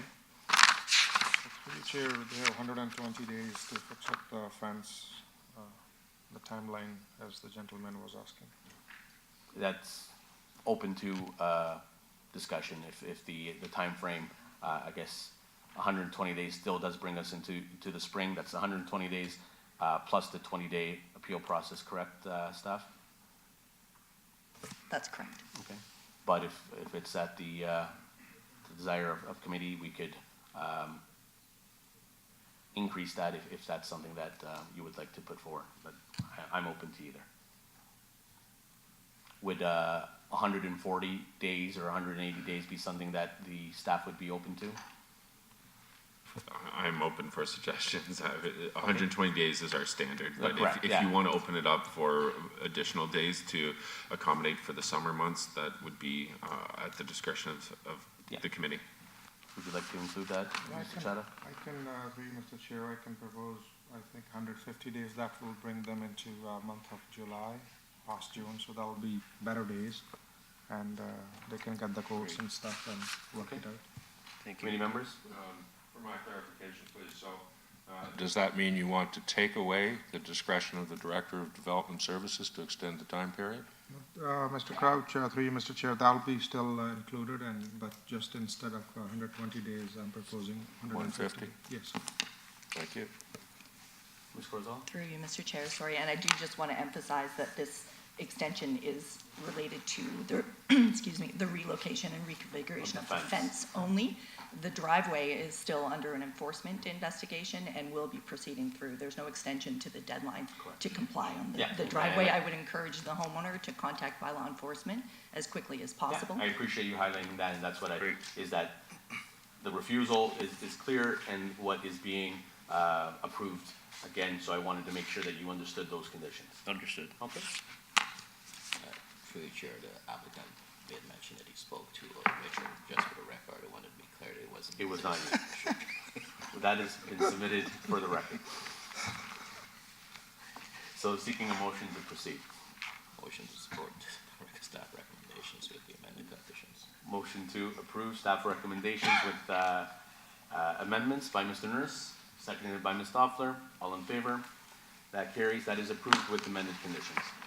Thank you. Thank you.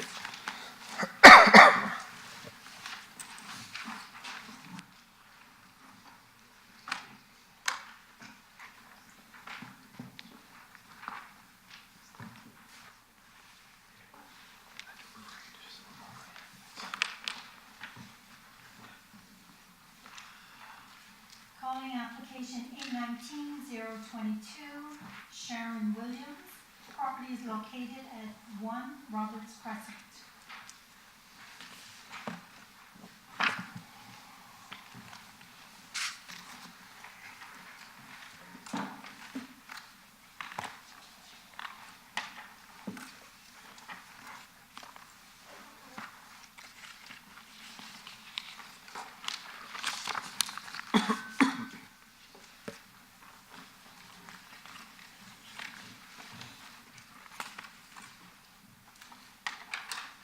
Good morning, Mr. Chairman, committee, staff, the public. My name is Bruce Reed. I'm here representing Ms. Sharon Williams, who is here with me.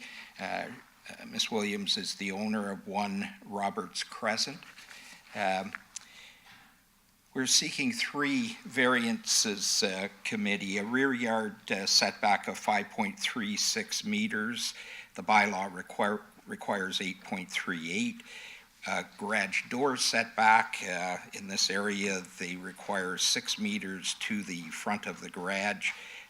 We're asking for just a little under 4 meters, 3.94. And for an existing fence height, we're asking for 1.22 meters or 4 feet, and the bylaw requires 1 meter. And in a daylight triangle, there's a requirement that fall back down to 0.8 of a meter. And like I say, we're asking for an existing fence that's there of 1 meter. Ms. Williams is going through a site plan to put an addition on her home, like I say, at 1 Roberts Crescent. That's in Peel Village. I'm sure the committee has seen, done a site visit. So she's going through a site plan, and where we're at today with these 3 variances are really a compromise that's being reached.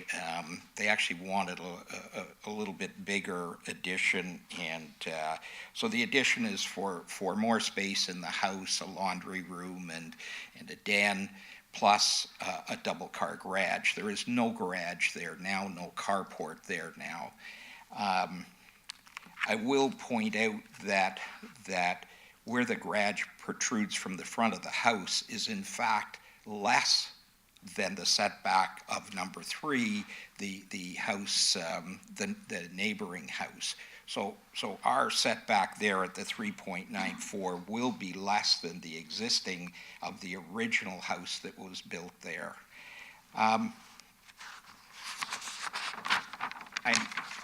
We do, I think in your package you have letters of support from the two neighbors, which I think is sort of telling that nobody sees this as an overbuild or anything too big.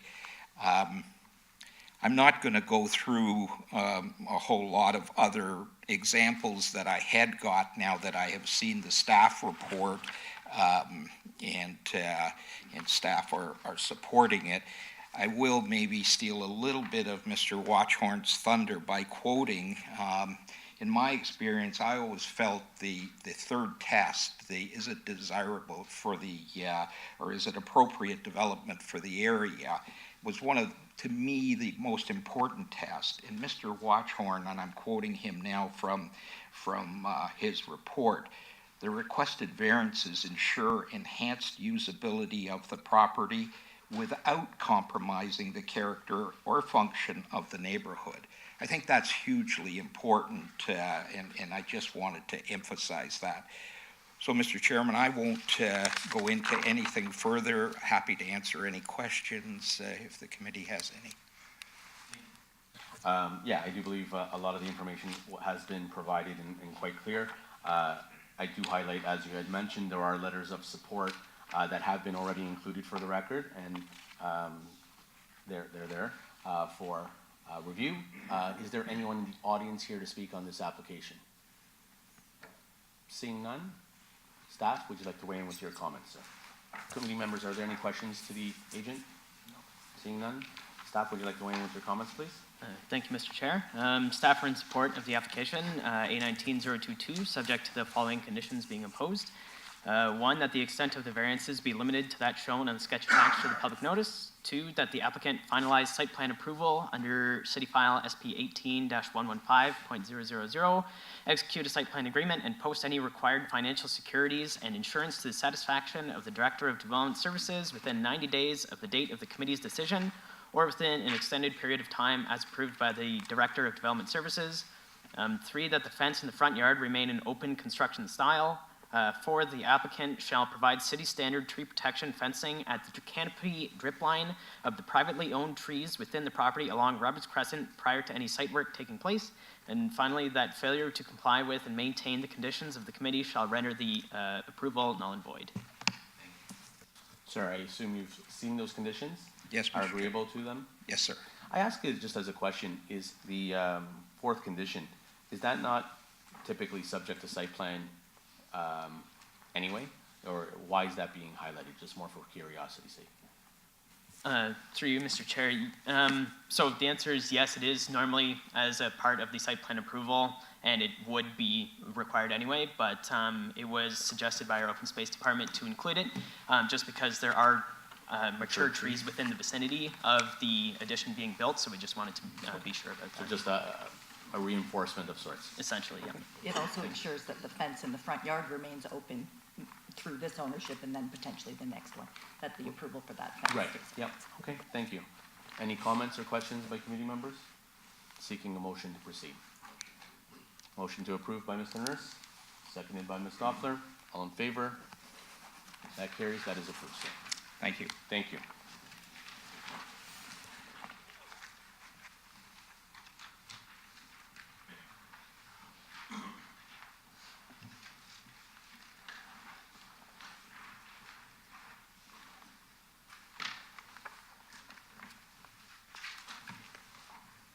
Calling application A19030, 1336152 Ontario Limited. The property is located at 236 Rutherford Road South.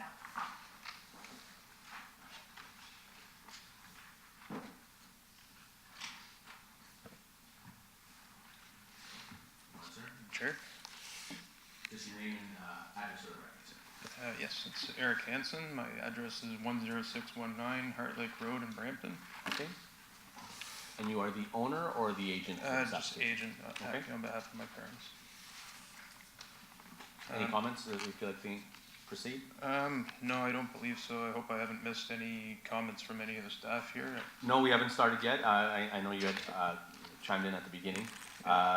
This is your opportunity to speak or include anything. Then we'll see if there's anyone in the audience that speak on it, and then staff will have their comments read as well. Okay. So is there anything you'd like to include further other than what we have in our package? I don't believe so. There's not, it's basically just a request for the actual zoning change so that we can be able to source vehicles for our already existing customers. Okay. This is the only requirement for us to become part of OMBIC and then be able to comply with the conditions of OMBIC. So sourcing vehicles for people, selling them to people, and that's all. All right. We'll hear from staff if we have any further questions. Mr. Crouch? Through you, Mr. Chair. Hi. So you agree with, you've read the conditions and can agree with all of them? So I've been away at school currently, so the last time I saw an email from someone was, I believe it was Thursday. So if I've missed an email between the... Okay, this is something that would have been left outside, but, so what staff is suggesting is that the renting of motor vehicles is not permitted. The vehicles for sale shall not be stored on the property. No display of the vehicles for sale shall be permitted. And the motor vehicle sales or leasing be limited to 5 years. Now, can you accommodate what you plan to do and still comply with those 4 conditions? Could I request? Just give me 1 second. I'm sorry, Mr. Crouch, to cut you off. Review those conditions. This is just my recommendation. Let's have staff speak to those. No problem. And then if you have any questions, that was in my mind as well, because I don't know if what you're looking for is being sought by this. Yeah, it looks like it's on the level with what I've requested. So, but if I could confirm, well. And you confer with whom? With someone else outside or with? Oh staff? No, just so I can read the document. All the staff comments. Absolutely, absolutely. Is there anyone else in the audience here to speak on this application? Seeing none, staff, would you like to weigh in with your comments, please? Good morning, Mr. Chair. Good morning. Staff has reviewed the minor variance application against the 4 tests of the Planning Act, and it is our recommendation that application A19-030 is supportable in part, subject to the following conditions being imposed. The first, that the renting of motor vehicles not be permitted, that vehicles for sale shall not be stored on the property, that no displays of vehicles for sale shall be permitted, that the motor vehicle sales, leasing, use be limited to a period of 5 years, that the motor vehicle sales, leasing, use only be permitted in conjunction with an auto repair facility operating on the same site, and that failure to comply with and maintain the conditions of the committee shall render the approval null and void. Thank you. Any questions by committee members to staff? I would like to get a clearer understanding on some of these conditions in terms of renting not permitted as opposed to leasing, and getting an understanding of how that would be even enforceable.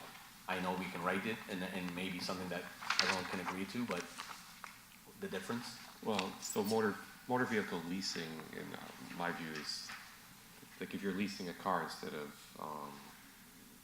selling it outright.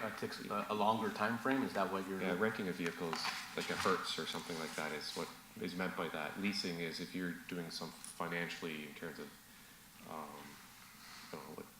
what you typically buy a car, you either finance it, you buy it outright, or you do a lease. That's what's in my view is meant by that, and that we're satisfied with. If it's a rental use, such as it's like a Hertz, or you rent a car.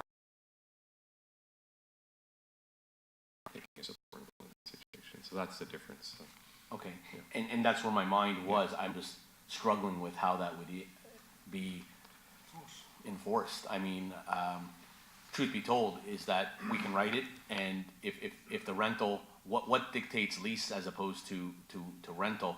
If there is a rental period of 3 months, is that not equivalent to a lease?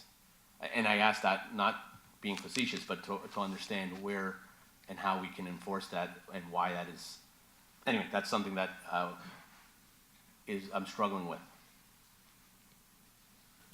So if that's a difficulty, then we would have to figure out some condition on the restriction on the rental somehow.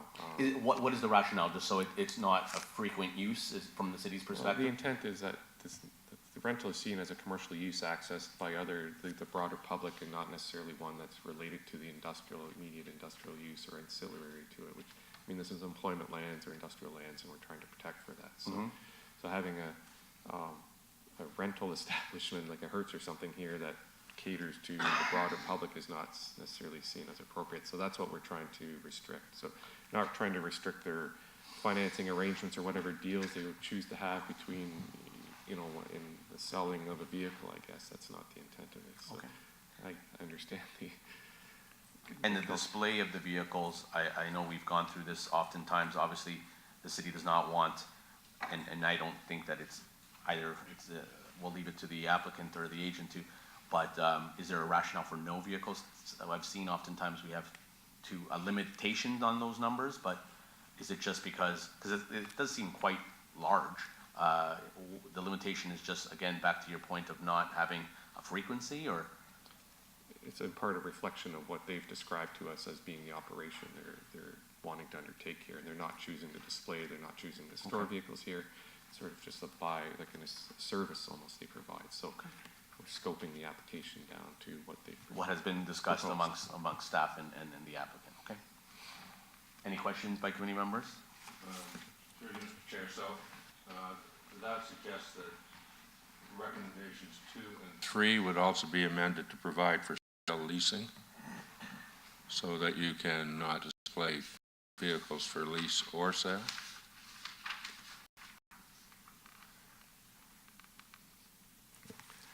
Just to draw the distinction very cleanly. Yes. Yeah. Yeah.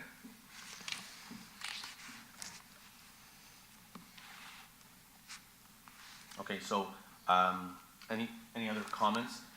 Sir, have you had an opportunity to review those conditions? Yeah,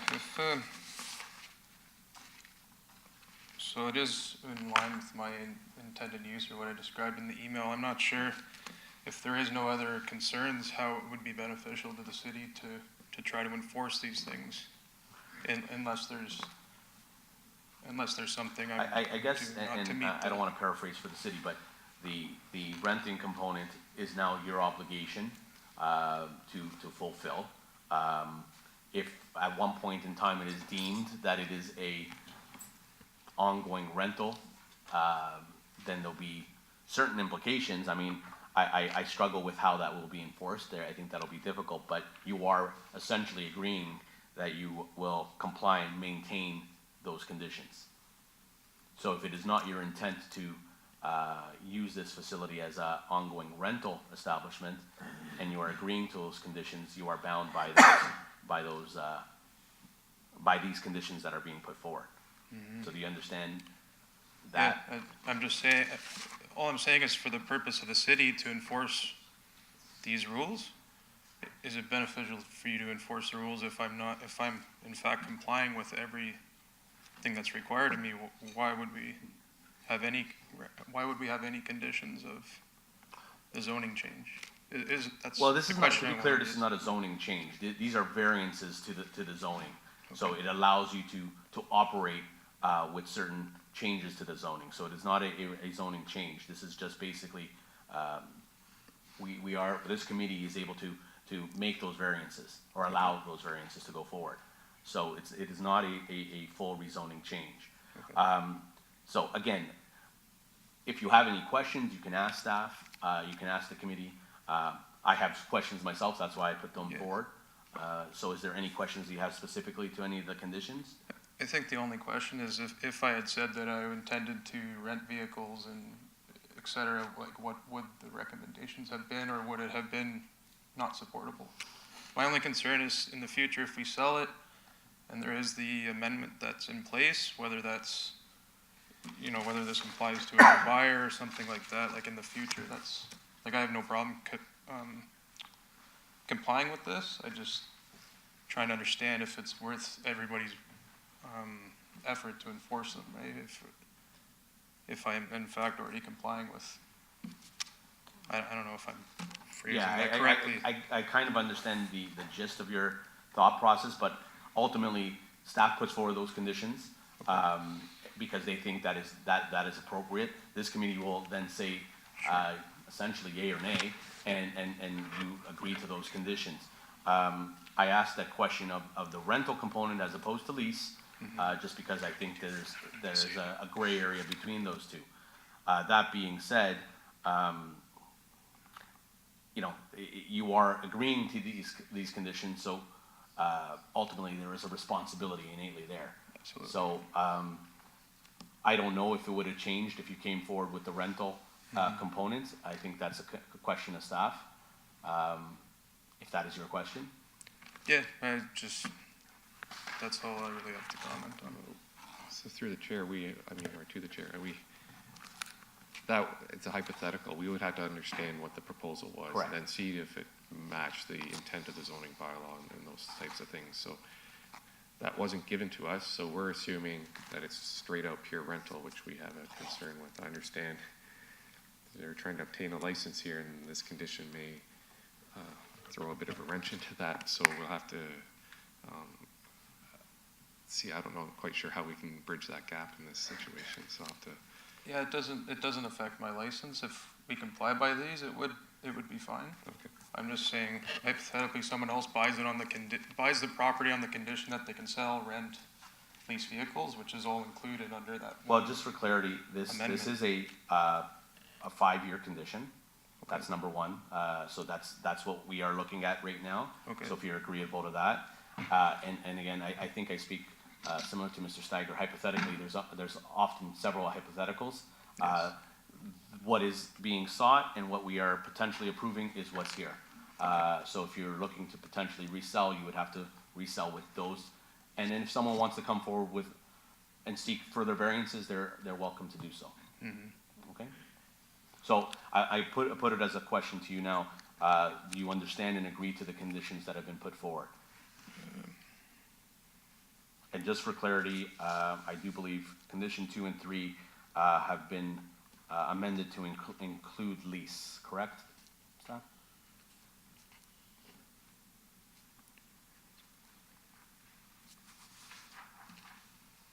Sorry, so number 4, they're limited to a period of 5 years, so after 5 years, do I come back here and seek approval again for the same use? That is what's being, that's a condition that that staff is putting forward. You could ask for a further period, but we are, again, we're right at this point in time, this is what is before us. Okay. Is that staff has put forward that recommendation of a 5-year period.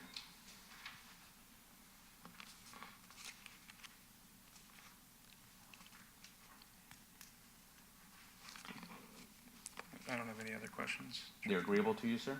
Yes. Okay. Any questions by committee members? Mr. Chair. So you source a vehicle at the auction. What do you do with it after you source it? We would sell it direct to our customers. Have you sold it before you've picked it up? Typically, that would be one of our existing customers would need a vehicle. We'd Come in and source the see if you can find a good 2013 Chevy, and you go try to find one. Can you say that again, sir? Oh, it says, can you find me a 2013 Chevy, and you go out and find one. Yes. So you're not displaying or storing? No. I just didn't want you to be into that pickle. No. Thank you. Any other questions? Motion to proceed? Motion to approve staff's recommendation. Approve the amended conditions. Seconded by Mr. Crouch. All in favor? That carries. That is approved with the amended conditions, sir. Okay, sir. Thank you.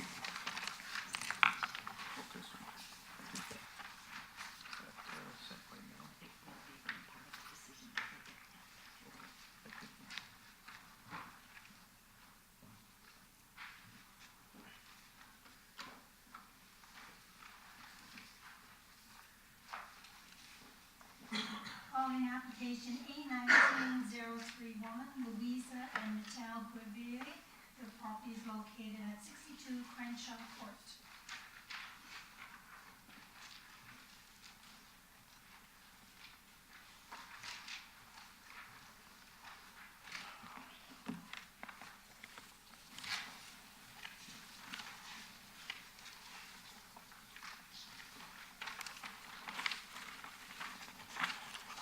morning, committee members. Morning.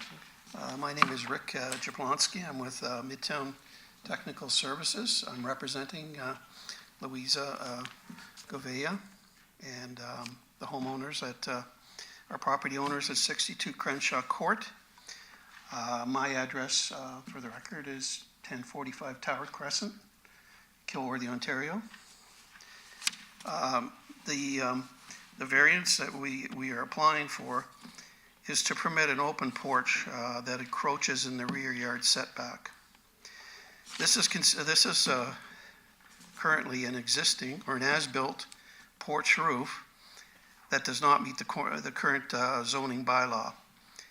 Therefore, we are asking for a rear yard setback of 5.7 meters. And the existing or the current bylaw setback is 7.5 meters. Just a little bit of history about the Goveas have a special needs adult son and who requires 24/7 care. So the porch roof would prove as some additional space and protection for their son while he's outdoors. So this is one of the reasons why they carried through and built this porch. If this minor variance is granted, we would generate the permit drawings, and from a structural standpoint or even an as-built standpoint, it meets all the necessary code requirements. Today, the property owner is also here, and she'd like to come to the front too as well to make a few comments before we proceed any further. So if that's okay, I'd like to bring Louisa Govea up to the front.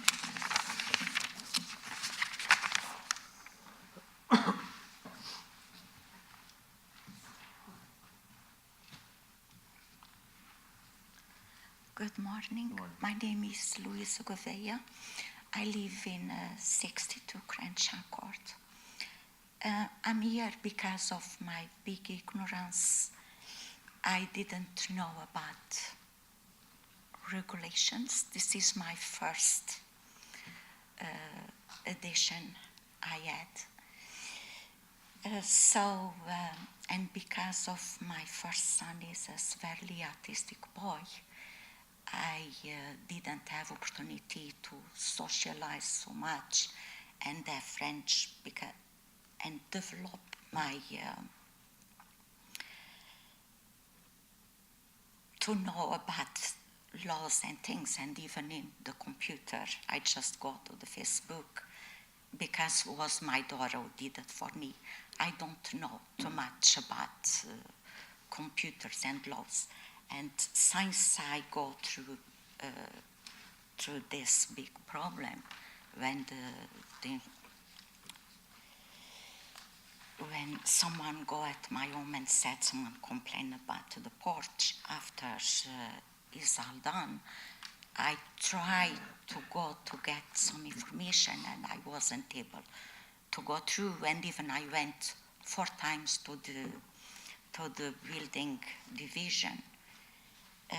For they explain me how I can find a designer, how I can get a legal property survey. I was walking around and around, I didn't find nothing. I tried 2 times to go to the Dixie Road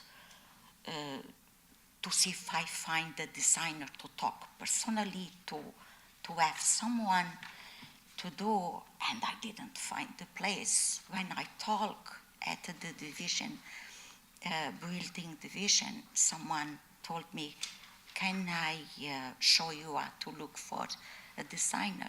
That's why I finally find a designer. So if I know about the laws, and the measurements, I will not do that porch. I will not. We never had problems, and even the person who did that for us is not a contractor. Is a person works on a construction, and is a few years here. He don't know. He's an ignorant like me. He just asks, Louisa, what you wanna do? Okay, do this and that. Was very stupid what I did, but was my ignorance and thinking about my son and my husband because he's getting older.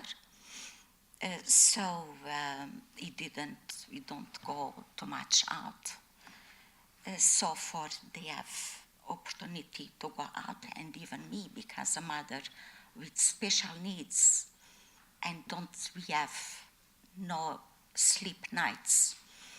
So we needed to go out and have a break, and because I know I have no privacy, and all the neighbors around the porches are higher, and even because my son has epilepsy, he can be on the sun, and if he be too long inside the house, it destroys everything in the house. It's the time I closed the walls, and he needed to have some break.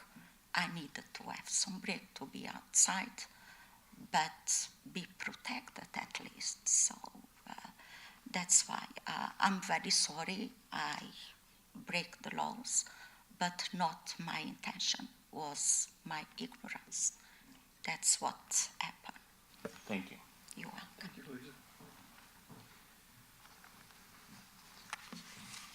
So I've seen the staff report. I don't agree with it, but because all we're doing here is asking for an encroachment and going from 7.5 meter setback to a 5.7.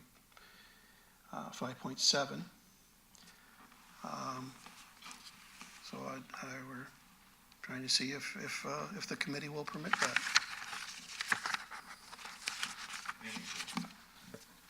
Any questions by committee members to the agent?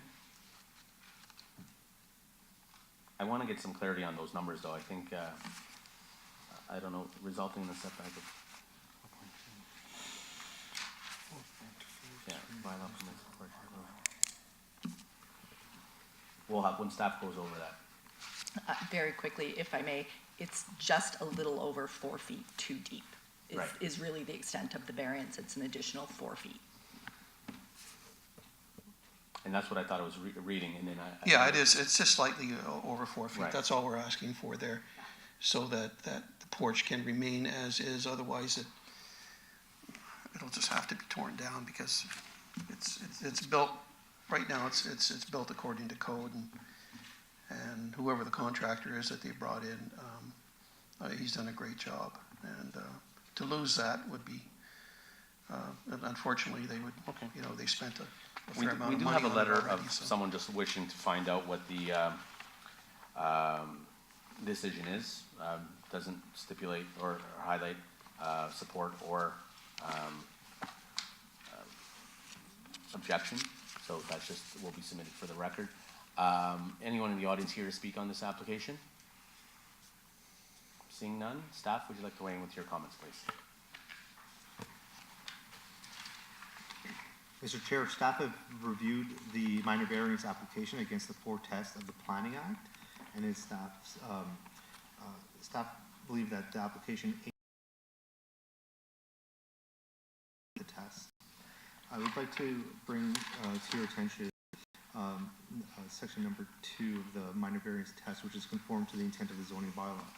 So the subject property already has a larger than typical rear yard. The allowable encroachment of 1.8 meters is measured from the required setback, which is 7.5 meters. As such, in this case, the dwelling has a rear yard setback of 9 meters. The permissible rear yard extension, as measured from the rear wall of the dwelling, is 3.3 meters. Given this circumstance, the allowable extension into the rear yard for a dwelling is already quite large. The applicant has applied for a rear yard encroachment of 4.43 meters, which would allow for a further extension into the rear yard. This is excessive for the character of the neighborhood. It extends too far beyond the rear wall of the dwelling and the established rear wall line of the adjacent properties and creates a negative impact in this regard. The requested variance does not conform to the intent of the zoning bylaw, nor is it desirable for the development of the land.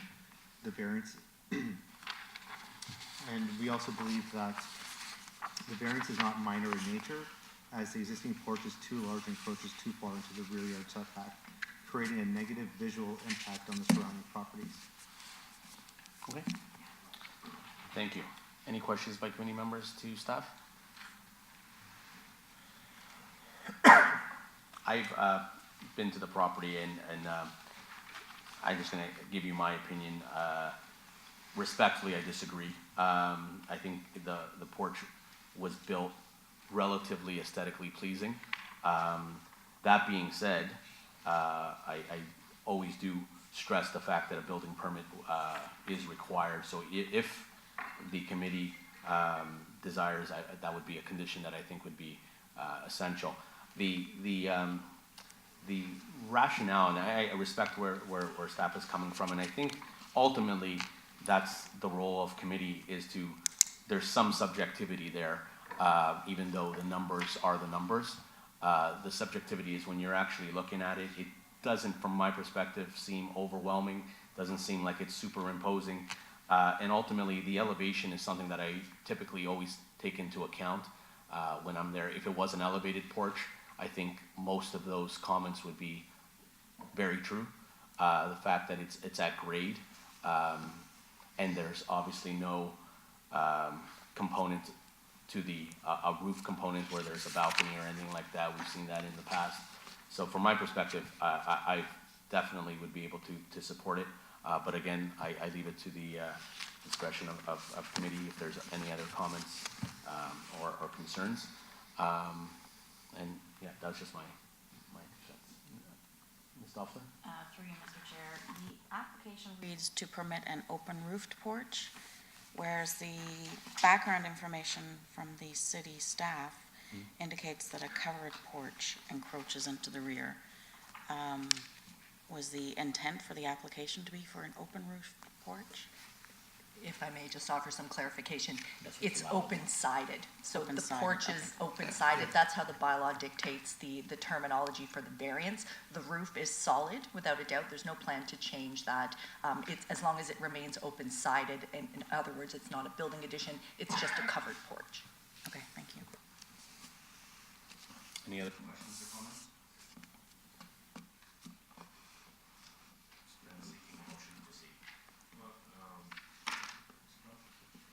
So is the only condition that you'll be looking for on the motion the Ontario building permit?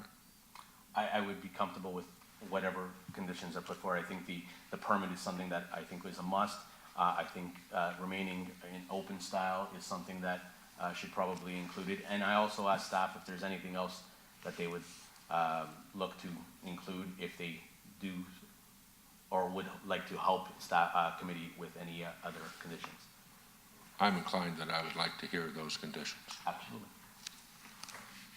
I suspect that, I don't know if it may be necessary, but that the porch or the open roof porch be of an open style construction. I don't know if that's covered off by the definition itself, but I suppose some of your rationale is that it's not enclosed, so that may be a condition you may want to seek as well. It's really the only one I can think of. I mean, typically we say, you know, to the extent only as described on the sketch, you may want to include that one as well. Those would be the only two I can think of at this point. I would agree. That would be my only other stipulation, is that it be generally in accordance with the sketch, attached to the committee's, attached to the public notice, and certainly it doesn't hurt to require that it remain unenclosed beneath the roof.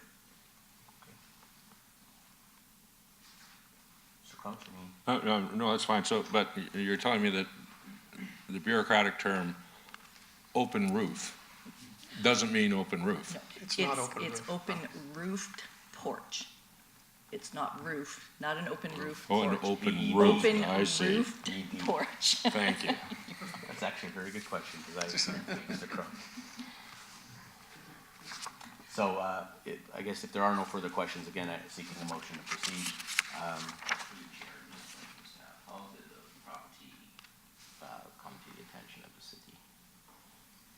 It appears as though there was an investigation by our building department for construction without a permit.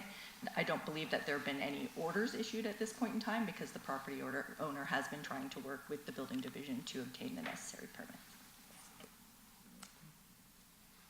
Can I just say something? Yes, we have been in touch with the inspector, and I've been working with him on this, and he's fully aware that we're going to committee for this, for the setback. And I do want to highlight, just before we proceed, to yourself and to the applicant, that, again, you may be under the impression that it was built impeccable, and perhaps is, but if there are modifications that need to be done, and it is subject to a building permit, they are requirements that would have to be followed. Oh, for sure. Yeah. We would carry I through. just put that, is that, I mean, again, the biggest one ultimately is things that we don't see, footings, foundations, things along those, so that, you know, the layperson may think it is done well, and it may actually be done well, but it's something that there may be costs and there may be things that have to get done in order for it to comply with building codes regardless. Oh, of course, yeah. But again, the discretion of committee, seeking a motion to proceed. I would move to approve the application subject to the obtaining of an Ontario building permit in accordance with the sketch attached to the application, and that the construction remains of open nature. And perhaps if we put the fourth of, to maintain and comply, that we typically put at the end. By all means. So moved. So, through you, Chair, to Mr. Crouch, number of days, and how many days the permit need to be? I would put forward, and I don't want to speak on your behalf, whatever staff deems as the typical. Typically, it would be 60 days to obtain a building permit where construction's already occurred. Is that agreeable to you, sir? That's fine, but is that 60 days upon submission, or is that 60 days for final approval? It would be 60 days from the date of the committee decision, once the decision is final, so 20 days from today, and it would be for the permit to be issued by that date. Not complied with, but issued. Okay, that's fine. Does that answer your question, Mr. Chano? Within 80 No, days. just, Yeah, no, I understand. Within 80 days. Yeah. Seconded by Mr. Nurse. All in favor? That carries with the conditions as put forward by Mr. Crouch. Great, thank you very much. Thank you.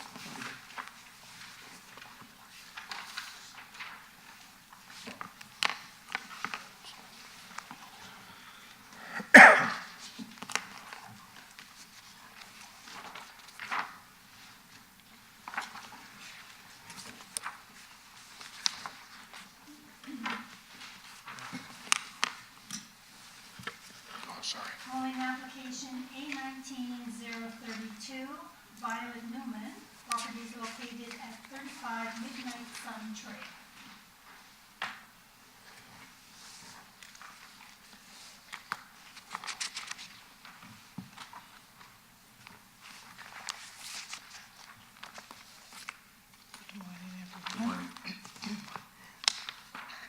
Very nervous. No, just take your time. Just your name and address just for the record. Okay, my name is Violet Newman. My address is 35 Midnight Sun Trail. I'm not experiencing this. It's new to me. I know I'm supposed to appear today regarding application for minor variance. Is it okay if I just read the information from the letter? 'Cause I don't Absolutely. have- We have that all in front of us as well. Okay. You don't have to. If you wish to read that, you can read that. But Yes. ultimately, this is your opportunity to add, explain. This is your time to speak. Okay, so I had the side entrance done. Not very knowledgeable about procedures and all of that. I had someone, like a contractor, to do it. I thought, they would make sure everything is, good. Then I found out that it hasn't met the bylaw, so I got a engineer to do the drawing and then submit the application for the variance and all of that stuff. I guess there's some, like I went over a little, whatever the measurements and stuff is explaining here. So I'm requesting if the committee, the staff could consider whatever changes I have to make, I'm willing to comply. So I'm just making that request for probably approval, or I'm not sure what I need to do or what has to be done. Okay, so just for clarity, staff has put forward the recommendations, we will hear them out. Yeah. So we have 4 variances that you are looking for before us, and they have, at this point in time, refused 3 and approve or recommending approval of 1. So we'll have them speak, and then perhaps you can speak to those as well, if you wish, or if you want to include something else. Yeah, okay, so for the extension of the walkway beside the driveway, it hasn't been used for parking, because we do have a double garage, and the driveway is wide enough for the cars we have, so it's mainly for walking, because with the driveway and the grass, when it's winter time, it's very sappy and hard, like, you know, so it's actually extension, like a walkway. It's not intention for a driveway. We have never parked cars on it or anything. And we see this all the time. Okay. And to be fair to staff, you perhaps may not park a car there, but the bylaw reads if a car can be parked, or I'm paraphrasing, but essentially if you can park a car there, it's deemed as part of the driveway, right?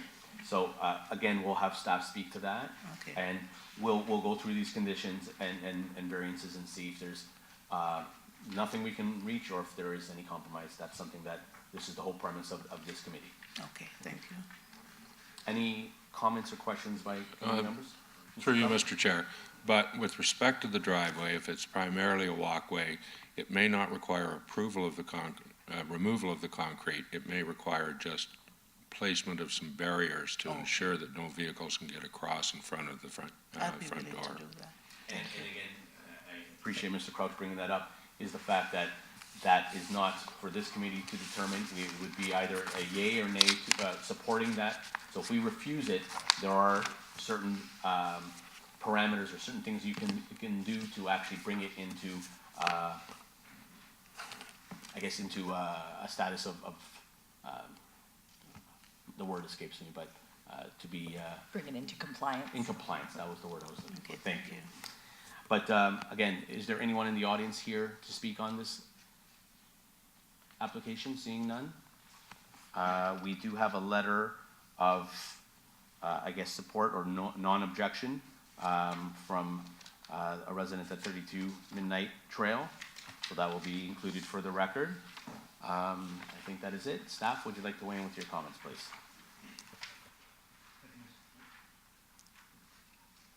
Thank you, Mr. Chair. Staff have received the minor variance application and have looked at the application against the 4 tests of the Planning Act. It's our recommendation that application A19-032 is supportable in part, subject to the following conditions being imposed. First, that variance 1 to permit an existing exterior stairway leading to a below-grade entrance in the required interior side yard, where the bylaw does not permit an exterior staircase constructed below established grade in the required interior side yard be refused.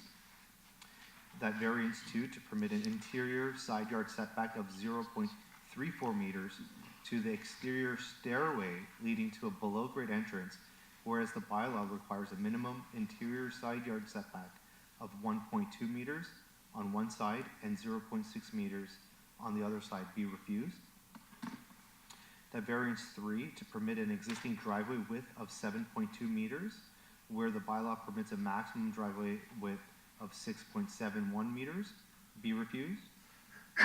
That variance 4 to permit an existing accessory structure shed having a setback of 0.48 meters to the side lot lines, whereas the bylaw requires a minimum setback of 0.6 meters to all lot lines, be approved. That drainage from the accessory structure, the shed, shall flow onto the applicant's property. That drainage on adjacent properties shall not be adversely affected. And with number 7 here, there's a typo, so I'll clarify that. That failure to comply with and maintain the conditions of the committee shall render variance 4 null and void.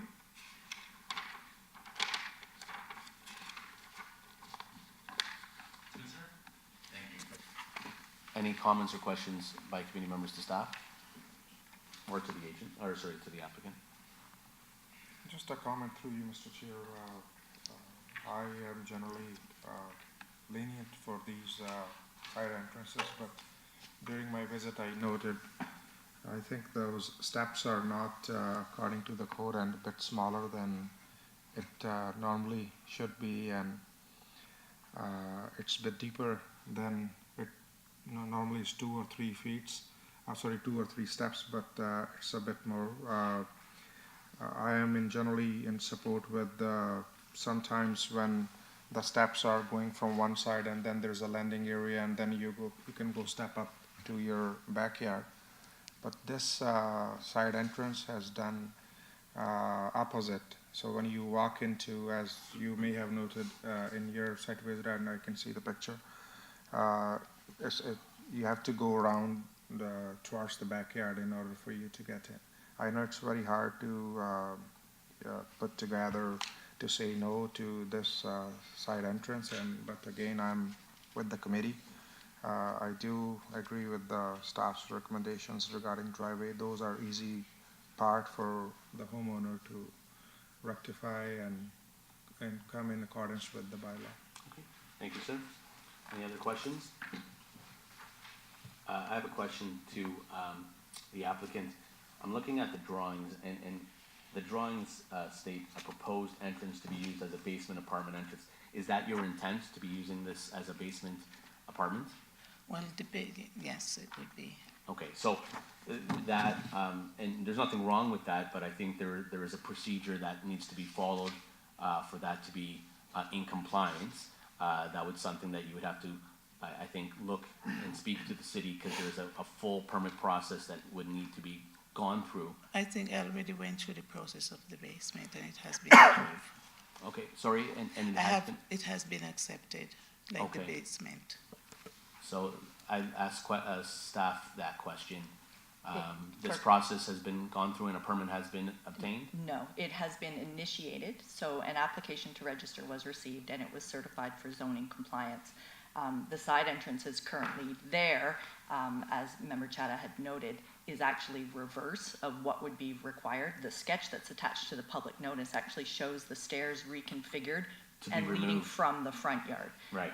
If the stairs remain facing the rear yard, then that entrance will not qualify as meeting the 1.2 meter path of travel to the door, because you have to go around the steps in a very narrow space. So this entrance would have to be completely reconfigured and a building permit would have to be issued.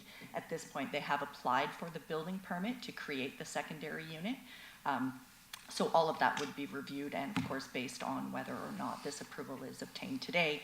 Otherwise, an alternate for the principal entrance to the second unit would have to be devised by the designer in compliance with the building code. Okay. Mr. Chair? Mr. Crouch? To staff, so if we suggested that the applicant For the application, in order to deal with the building department and fine tune her design, would that be appropriate, particularly because the variance would likely change on a redesign? I don't think so. I think that the sketch that's been provided as part of this public notice is actually the design that would be implemented as part of the building permit. That it's not an as-built drawing that has been evaluated by staff. And it's been evaluated in accordance with the future? That's my understanding. It's certainly the sketch that was attached to the public notice. Thank you. Any other questions, committee members? I don't know. I agree with Mr. Chadha, or from my perspective is the fact that again, oftentimes I think there's a compromise to be sought. I think actually the compromise would be doing yourself a disservice. Is if you're looking to get this approved as a basement apartment, then this needs to be rectified regardless. So approval of this variance is completely against what the permit process of a basement apartment, to an extent, of this access, Sorry, Ms. Corrizola? The access that's being requested, as shown in the sketch that's attached to the public notice, Right. is the access that would be constructed once a building permit has been issued. It does not show the access as built. The door is in the same location, but the stairs you'll see lead up from the front yard, not from the rear yard, which they're currently. So this sketch. That's why the wording of demolished and, okay. And I guess, Mr. Crouch, was that what the intent of your, perhaps a deferral is to? Well, perhaps a deferral, and now I'm listening to the rest of the committee, I see that's less likely. I was going to ask staff as well, whether in the event that a deferral was granted or some relief was granted, do we have jurisdiction, given the bylaw that says if you want to do a basement apartment, don't come to a committee with your last requirement? Mm-hmm. If I may just speak to that aspect, there's no deviation from the 2-unit provisions in the zoning bylaw. They would still be providing the required 4-foot path of travel. So there would be no variance to the 2-unit provisions, which would then conflict with the official plan policy that no variances be granted to the implementing zoning provisions associated with the creation of a 2nd unit. This is a variance that would apply to any side entrance anywhere. It would just happen to be used for access to a secondary unit. So there's no jurisdictional issue. Thank you. Any questions? Just a comment through you, Chair. If it's going, I know I'm not in favor of deferral, but in order for us to work with this application, my suggestion is if the applicant is seeking a deferral and coming with a revised proposal for the side entrance where the stairs are fixed for that below grade entrance, step down and step up kind of stairs, then I'll be more comfortable in supporting, but it has to be in rest of the accordance like drainage and other components. So again, sorry, just for clarity then, I want to get my head around this permit that is being circulated, if you will, or has been reviewed. Would then a variance need to be obtained in order to comply with the permit that's being sought? They would require approval of this variance. Of this variance for this? Correct, exactly as applied for, in order to construct. Or they would have to construct a stair access from? Perhaps the rear yard. Right. Yeah, close this entrance, reinstate the wall, and relocate to the rear yard. I'm inclined to, after the discussion, more to what Mr. Crouch was indicating, because I see no point of refusing and then the applicant reapplying. I think it is something that could be obtained with more clarity. I think you definitely need to speak with staff and get some clarity, because it's somewhat simplistic, but needs to be clarified, because I couldn't see it at first as well. So I guess if the motion is to defer, I would support that, but again, it's to the discretion of committee. Well, after hearing that, this variance is not, our jurisdiction to hear this variance is not prohibited because it isn't a variance that would be required for the additional dwelling. I'm less likely to be inclined to defer it. It's a bad place for side entrance. And just to confirm, the variance that's before you today is exactly the variance that they need to construct a code-compliant 2nd entrance with stairs that are reoriented leading from the front yard. That is what you're being asked to decide today. Not to approve the as-built stairs, but to approve the desired stairs that have been designed in compliance with the building code as shown on the sketch attached to the public notice.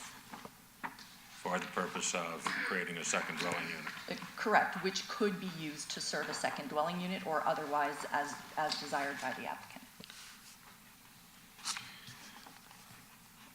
So, through you, Mr. Chair, to Ms. Corzola, in the event if this is going to be, for example, approved, so this is the sketch path, the one is showing those stairs are going to the side entrance, the below grade side entrance. need to be closed from the entrance, from the backyard, and My understanding is that that entire supporting structure will likely need to be reconstructed. They can certainly continue to have stairs that go into the rear yard, but they're proposing stairs that lead from the front yard down the stairs into the entrance in order to get the required access to the stairs from the front yard to obtain the 1.2 meter path of travel to the second entrance.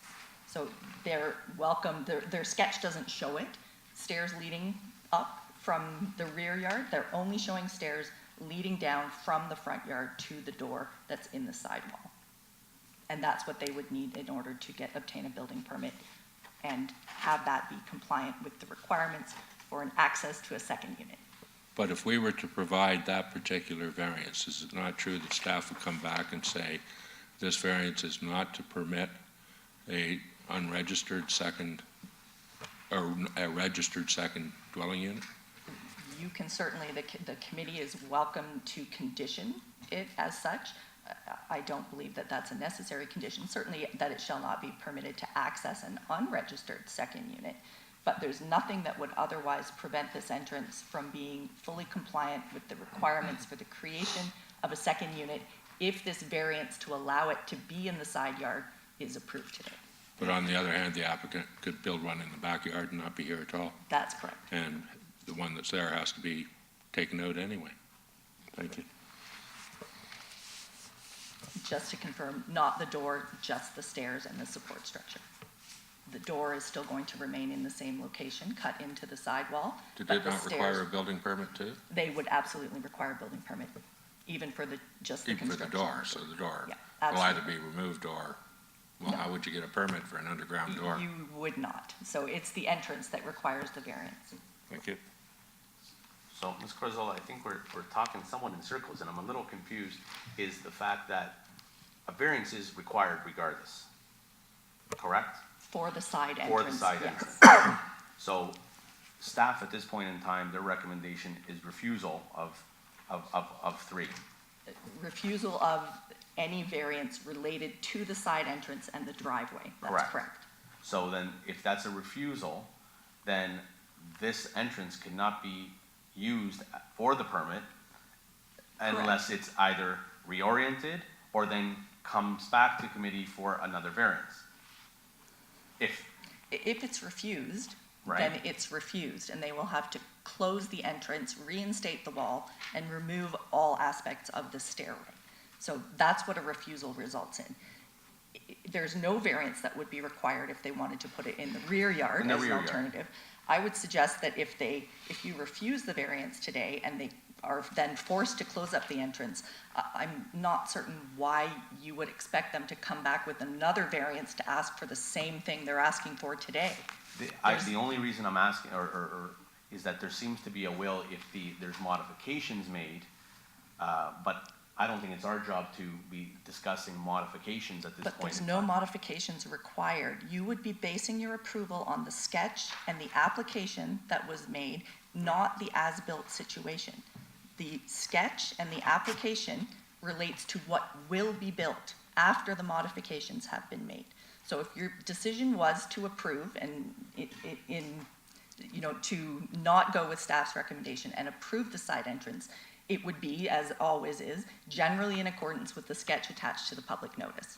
That requires that they modify it. Yeah, and the reason I bring that up is more to Mr. Chada's point of a stairwell up and a stairwell down.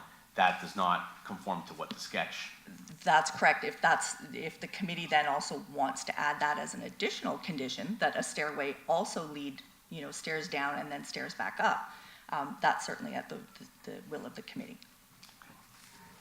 So from this discussion, I think the unregistered component is something that's important and some type of access. So I leave it to the committee if there's any motion that would like to be put forward for either any type of amendments or as per staff's recommendations.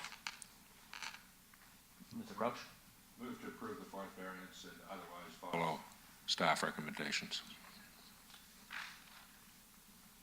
Well, not otherwise. Follow staff recommendations. Okay, That's what I thought. Okay, so move to support staff's recommendations.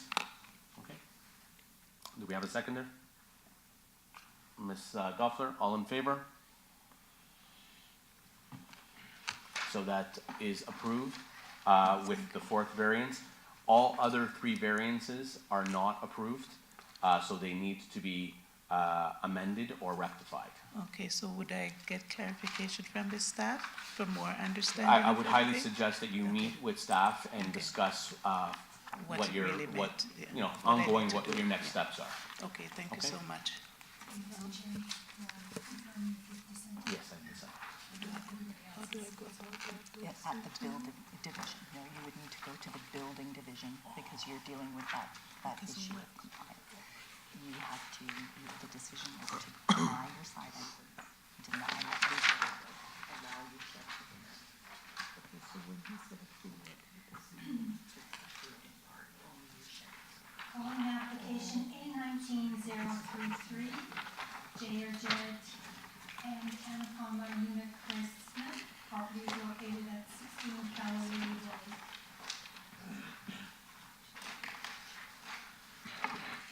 Thank you, Council Chairman, Council staff and the public. I'm Gerard Madhuraj from 16 Galilee Road, and Anupam Onikushan Nair, my spouse, is a co-applicant. I received the report from the city and see that the application is partially supportable. Thank you for the comments. There are 4 variances which have been asked for, that variance 1 and variance 2 be approved, and I just want to comment on variance number 3 and variance number 4. Just to give a background history, I am the third owner of this house. I bought it in 2017. At that time, the accessory shed was there, and if you look at the backyard, the elevation of the backyard is slightly lower than the adjacent properties. There's always, water coming into that area. Just to take a note of this, I had actually implemented a drainage design for the backyard leading up to the gate so that the water flows, during rain, and I have witnessed that. So I could not demonstrate that just because there's a lot of snow around the backyard. Yeah. So, just as an observation, there is no drainage issue at that location right now. If there is a incessant rain, the water will be flowing through the drainage to the side area, to the front, to the drainage system. Also, the door, where the door is located, there is drainage as well. Now, with respect to the driveway, again, the driveway was done because it was so muddy we couldn't walk around. And when we had the contractor, I said, well, whatever you do should be compliant. Now, I understand that it's not compliant. It's exceeding the limit. So I would like to work with the city to make sure that it's compliant, and looking forward to the next steps as to what can be done. Thank you. Just to be clear, I'm looking at all the recommendations, and they are recommending refusal, but that does not mean that it needs to be, like Mr. Crouch had mentioned, there are options for it to come into compliance, and that's something that would be dealt with after the committee's decision, if it is refused, in fact. Okay? So, just for clarity, condition 3, you are actually okay with, or you're asking for some clarity on it? Some clarity on it, how it can be done, because partially it's already existing, and so like I said, I had already implemented the drainage from the accessory shed. So does that mean, what are the options for me? Like, is it only because of the presence of the accessory shed I have to do the drainage design? Those are the kind of feedback I would like to. So we'll let staff comment on that and see if that can be clarified for you. Okay? Any questions by committee members to the owner? Owner, correct, sir? Not I am the owner, yes. I'd like to hear the staff. Okay. Anyone in the audience here to speak on this application? Seeing none? Staff, would you like to weigh in with your comments, please?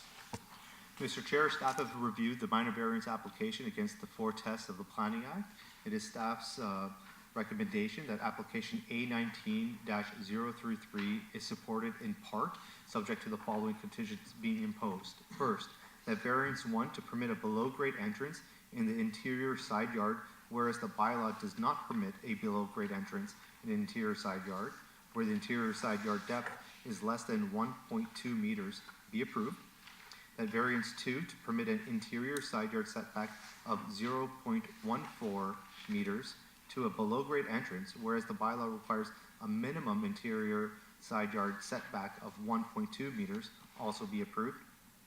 Number 3, that the applicant provides a side yard drainage design that ensures that the drainage from the applicant's side yard follows the approved drainage design for the property and is unobstructed by the proposed below-grade entrance and is contained within the subject property and does not impact the adjacent property. And the applicant shall obtain a written approval to this effect to the satisfaction of the Director of Engineering Services within 60 days of the decision of approval of report that drainage from the accessory structure of the applicant's property. The owner shall obtain a building permit within 60 days of the decision of approval. That the below-grade entrance is not to be used to access an unregistered secondary unit. That variance 4 to permit an existing driveway width of 7.3 meters, whereas the bylaw permits a maximum driveway width of 5.2 meters, be refused. I'd like to also add that during my inspection, I did observe a vehicle being parked on that portion of the front yard. Number 8, that drainage on adjacent properties for the accessory structure shall not be adversely affected. And with point number 9, there is a minor typo. I'll clarify that right now. That failure to comply with and maintain the conditions of the committee shall render variances 1 and 2 null and void.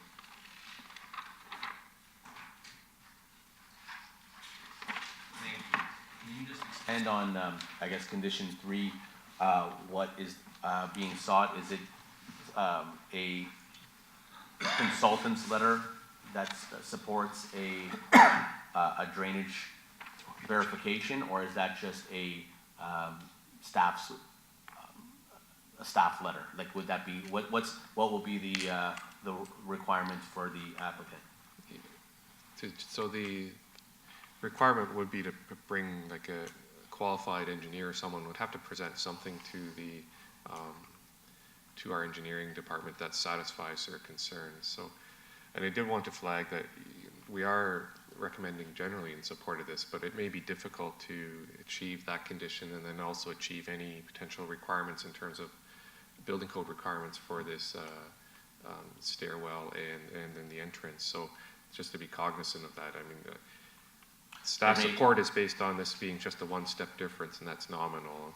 And actually, I do think that we probably should add a condition in that regard, that it is only related to, that it is a one-step difference, because right now it's a bit wide open in that sense. But I just wanted to raise that, and we did mention it in the report, but I just want to emphasize that there, you know, it may not be necessarily an easy thing to fulfill the conditions. So.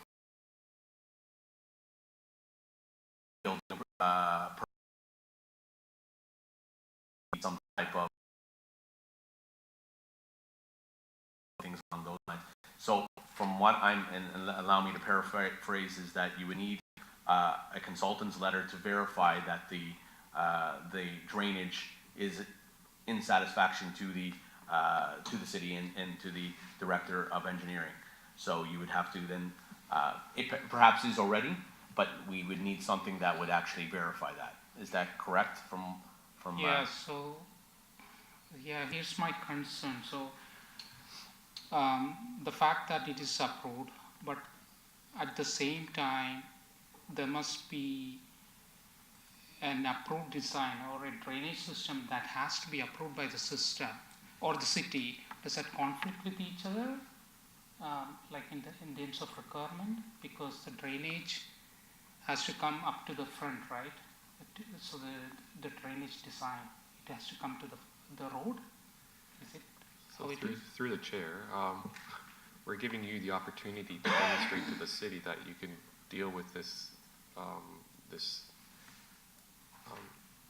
build a stair, like a one-step below grade entrance and still meet our conditions. We could have done it the other way around, ask for deferral, you demonstrate to us, and then us potentially writing a refusal or something like that, but we decided not to do it that way. Sorry to cut you off, Mr. Steiger, and I have some experience in this, but this is not a professional opinion. Water flow doesn't always have to go to the front, it may go to the back. That is what is going to be required, that you show that the engineer will have to verify that it's not changing what the original intent of the drainage system was. Okay. Right? So if the shed were not in existence, does that mean the drainage design is not required, or the accessory, does it? Through you, Mr. Chair, with respect to the shed, things like making sure the eaves trough, Okay. It's the interior of the lot, but had you applied for a building permit, as should have been applied for the concrete work at the side of the house, you would have had to then provide an engineer's drainage opinion. Okay. Now you're going to have to do one as a part of the building permit process.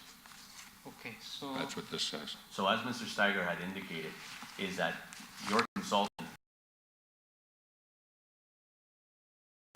may be comfortable with the way it is built already, or may have to do some type of investigation, which may entail some type of probing, some type of cutting. That is not something that we can speak to. Okay. That is the professional that will indicate that they can sign off on it as is, or there would have to be some type of investigative work to verify that it is in accordance to building code. Okay, so that's fine. On that, we'll wait for the council decision and we'll speak to my engineer. Okay. So, but just to be clear, these are all recommendations that staff has been putting forward. These are conditions. Do you agree to those conditions? Because we need to understand if you agree to those conditions for us then to proceed to either approve or Yes. alter or amend. Yes.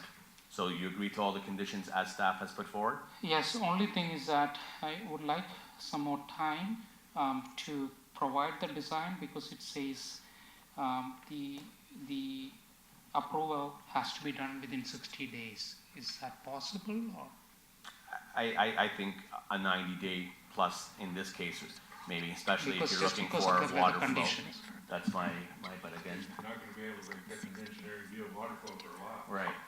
So would that be something that committee would be amicable to, a 90-day plus the? I think we permit 120 days. He's got to go through the building permit process in 60 days, so staff will know whether there's momentum in Resolving this issues. If I may, just to clarify that point, staff are not in a position to accept a building permit application until the condition on drainage has been cleared. So a building permit within 60 days is really not an option if he's got 60 days to satisfy engineering staff, and that's a completely different department. So essentially, regardless. Both dates should be extended. And they should be in equal terms. Yeah. If I may recommend that, if you're thinking of 120 days to obtain the engineered approved drawings, that then the building permit be obtained within 60 days of that approval. Oh, okay. So essentially giving 180 days to obtain the building permit, 120 days, just because the timing is going to be difficult to reconcile. Does he understand the difference, sir? Are you Yeah. okay with those conditions that are being Yeah, imposed? 120 days plus 60 days. Then to obtain the building permit. Okay. Okay? Seeking a motion to proceed? Motion to. Oh, sorry, Mr. Steiger? If I may make one further recommendation as a condition, is that the below grade entrance shall only be a one-step, I don't know how to, shall only have a But one-step perhaps difference. generally within the sketch, would that be adequate? It's not in the sketches. That the entrance shall not be more than one step below established grade. That's fair. Thanks. You have no intention, staff is indicating that they, basically is as essentially almost as built, no more than a one-step grade separation. Yes, I agree. Okay, Thank you, that was my question. Saul. Seek a motion to proceed. Motion to approve with the amended conditions. Motion to approve with the amended conditions, seconded by Mr. Crouch. All in favor? That carries. This is approved with the amended conditions. Thank you.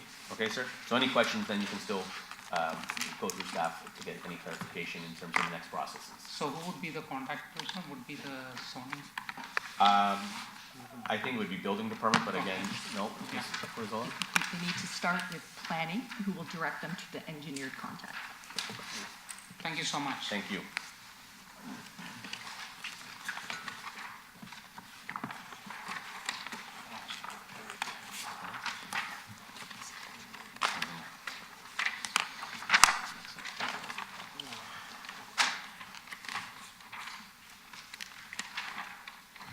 Following applications A19038 and A19039 in the name of Parkwood Development Inc. There are two lots, lot 17 and 18 on the draft plan of subdivision. Thank you, Ms. Myers. Good morning, Mr. Chair and committee, and also staff. My name is Joseph Hong. I'm representing KLM Planning Partners, acting on behalf of our clients, Helport Developments, Inc. They're the owners of the lands known as Draft Approved Plan 21T-06016B, which is located northwest of Chinguacousy Road and Major William Sharp Drive. And as stated by Ms. Myers, A19038 seeks to, as regard 160 and seeks to permit a minimum lot 30 meters required in the zoning bylaw. And file A19-039 is with respect to lot 18, which seeks a minimum lot depth of 29.5 meters, whereas the bylaw requires 30 meters. I'm just going to go through the 4 tests of the Planning Act now. With respect to the first test, the subject lands are designated low density 2 within the Credit Valley Secondary Plan, which would permit the development of a single detached dwelling. No change in land use is being contemplated, so we believe the intent of the OP is still maintained. With respect to the second test, the subject lands are zoned R1E-11.6-2483 by bylaw 270-2004, which was amended by bylaw 135-2014, which was approved by council on June 26, 2014. Now, at the time of the passing of the zoning bylaw, the draft plan of subdivision contemplated an elementary school block with rights given to the Dufferin-Peel Catholic District School Board for development.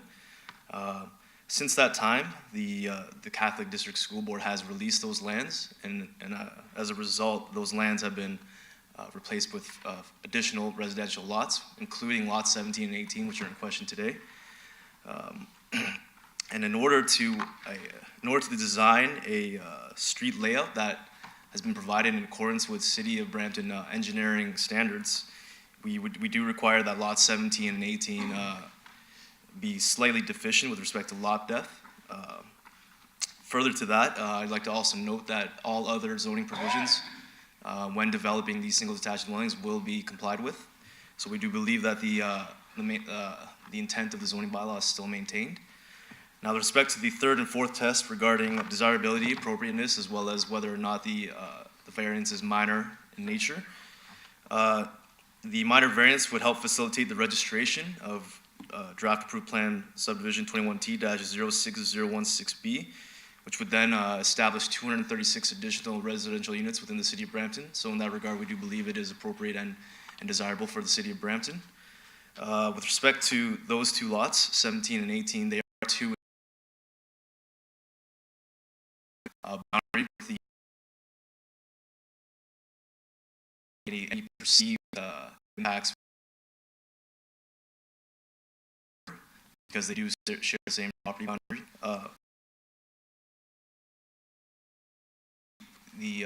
The other zoning provisions will also be complied with, meaning the rear yard setback and heights and all other setbacks will also be complied with. So in that regard, there will be no any adverse additional privacy impacts to any adjacent land uses. And in that regard, we do believe that the variance is also minor in nature. And I just want to also conclude then that we do agree with staff's recommendation report, and that also includes the conditions provided by them as well too. Thank you very much. Any questions or comments by committee to the agent? Seeing none. Is there anyone in the audience here to speak on these applications? Seeing none. Staff, would you like to weigh in with your comments, please? Mr. Chair, staff have reviewed the minor variance applications against the four tests of the Planning Act. In terms of expediency, I'd like to talk to both applications, both A19038, which is lot 17, and A19039. So it's staff recommendation that both A19038 and A19039 is supportable, subject to the following conditions being imposed. That the owner shall obtain a building permit from Building Services for the proposed single detached dwelling prior to commencing construction. That a clause be included with the agreement of purchase of sale for the property, advising of the variance affecting the property. In the event the property has been sold, the applicant shall provide written confirmation to the Secretary Treasurer that the purchaser acknowledges and accepts the variances. And finally, that failure to comply with and maintain the conditions of the committee shall render the approval null and void. Thank you. And sir, you've already indicated the conditions are agreeable to you? Yes, through you, Mr. Chair, we do agree with those conditions. Okay. Thank you. Any questions by committee members? Seeking a motion to proceed. Thank you, Mr. Chair. Sir? Oh, sorry, go ahead. Any questions or? No, I don't, sorry. Mr. Nurse? Motion to approve. Seconded by Ms. Stoffler. All in favor? That carries. They are approved, sir. Thank you very much, Mr. Chair. Thank you.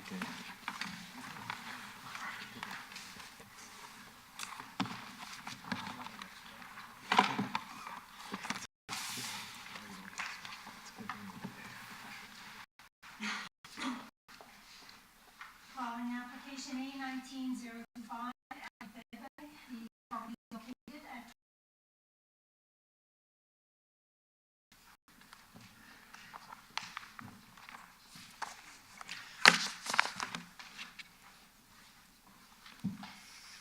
Good morning, everyone. My name is Syed Ahmed, representing Lifestyle Sunroom on behalf of application A19025 for 23 Leopard Gate about the installation of sunroom. And there are recommendations which I was just going through, imposed 5 of them, and I think I have no question about that at all. Whatever recommendation and the time extension we have, I think that should be more than enough for us to go ahead to comply everything. Okay. Thank you. Any questions by committee members of the agent? Seeing none, is there anyone in the audience here to speak on this application? Seeing none, staff, would you like to weigh in with your comments, please? Thank you, Mr. Chair. Staff are in support of application A19-025, subject to the following conditions being imposed. 1, that the extent of the variances be limited to that shown on the sketch attached to the public notice. 2, that the height of the proposed sunroom addition be limited to 1 story. 3, that the existing shed be relocated to comply with the regulations of the zoning bylaw 270-2004 within 60 days of the date of the committee's final decision. 4, that drainage shall flow onto the applicant's property. And 5, that failure to comply with and maintain the conditions of the committee shall render the approval null and void. Thank you. So, sir, you've indicated that these conditions are agreeable to you? Definitely, yes. Okay. Any questions by committee members? If not, seeking a motion to proceed. Motion to approve with the conditions. Motion to approve with conditions by Mr. Chada, seconded by Mr. Crouch. All in favor? That carries. That is approved, sir. Thank you very much. Thank you so much. Thank you. If there is no further business, seeking a motion to adjourn by Mr. Crouch, seconded by Mr. Chada. All in favor? That carries. Meeting is adjourned. Thank you so much.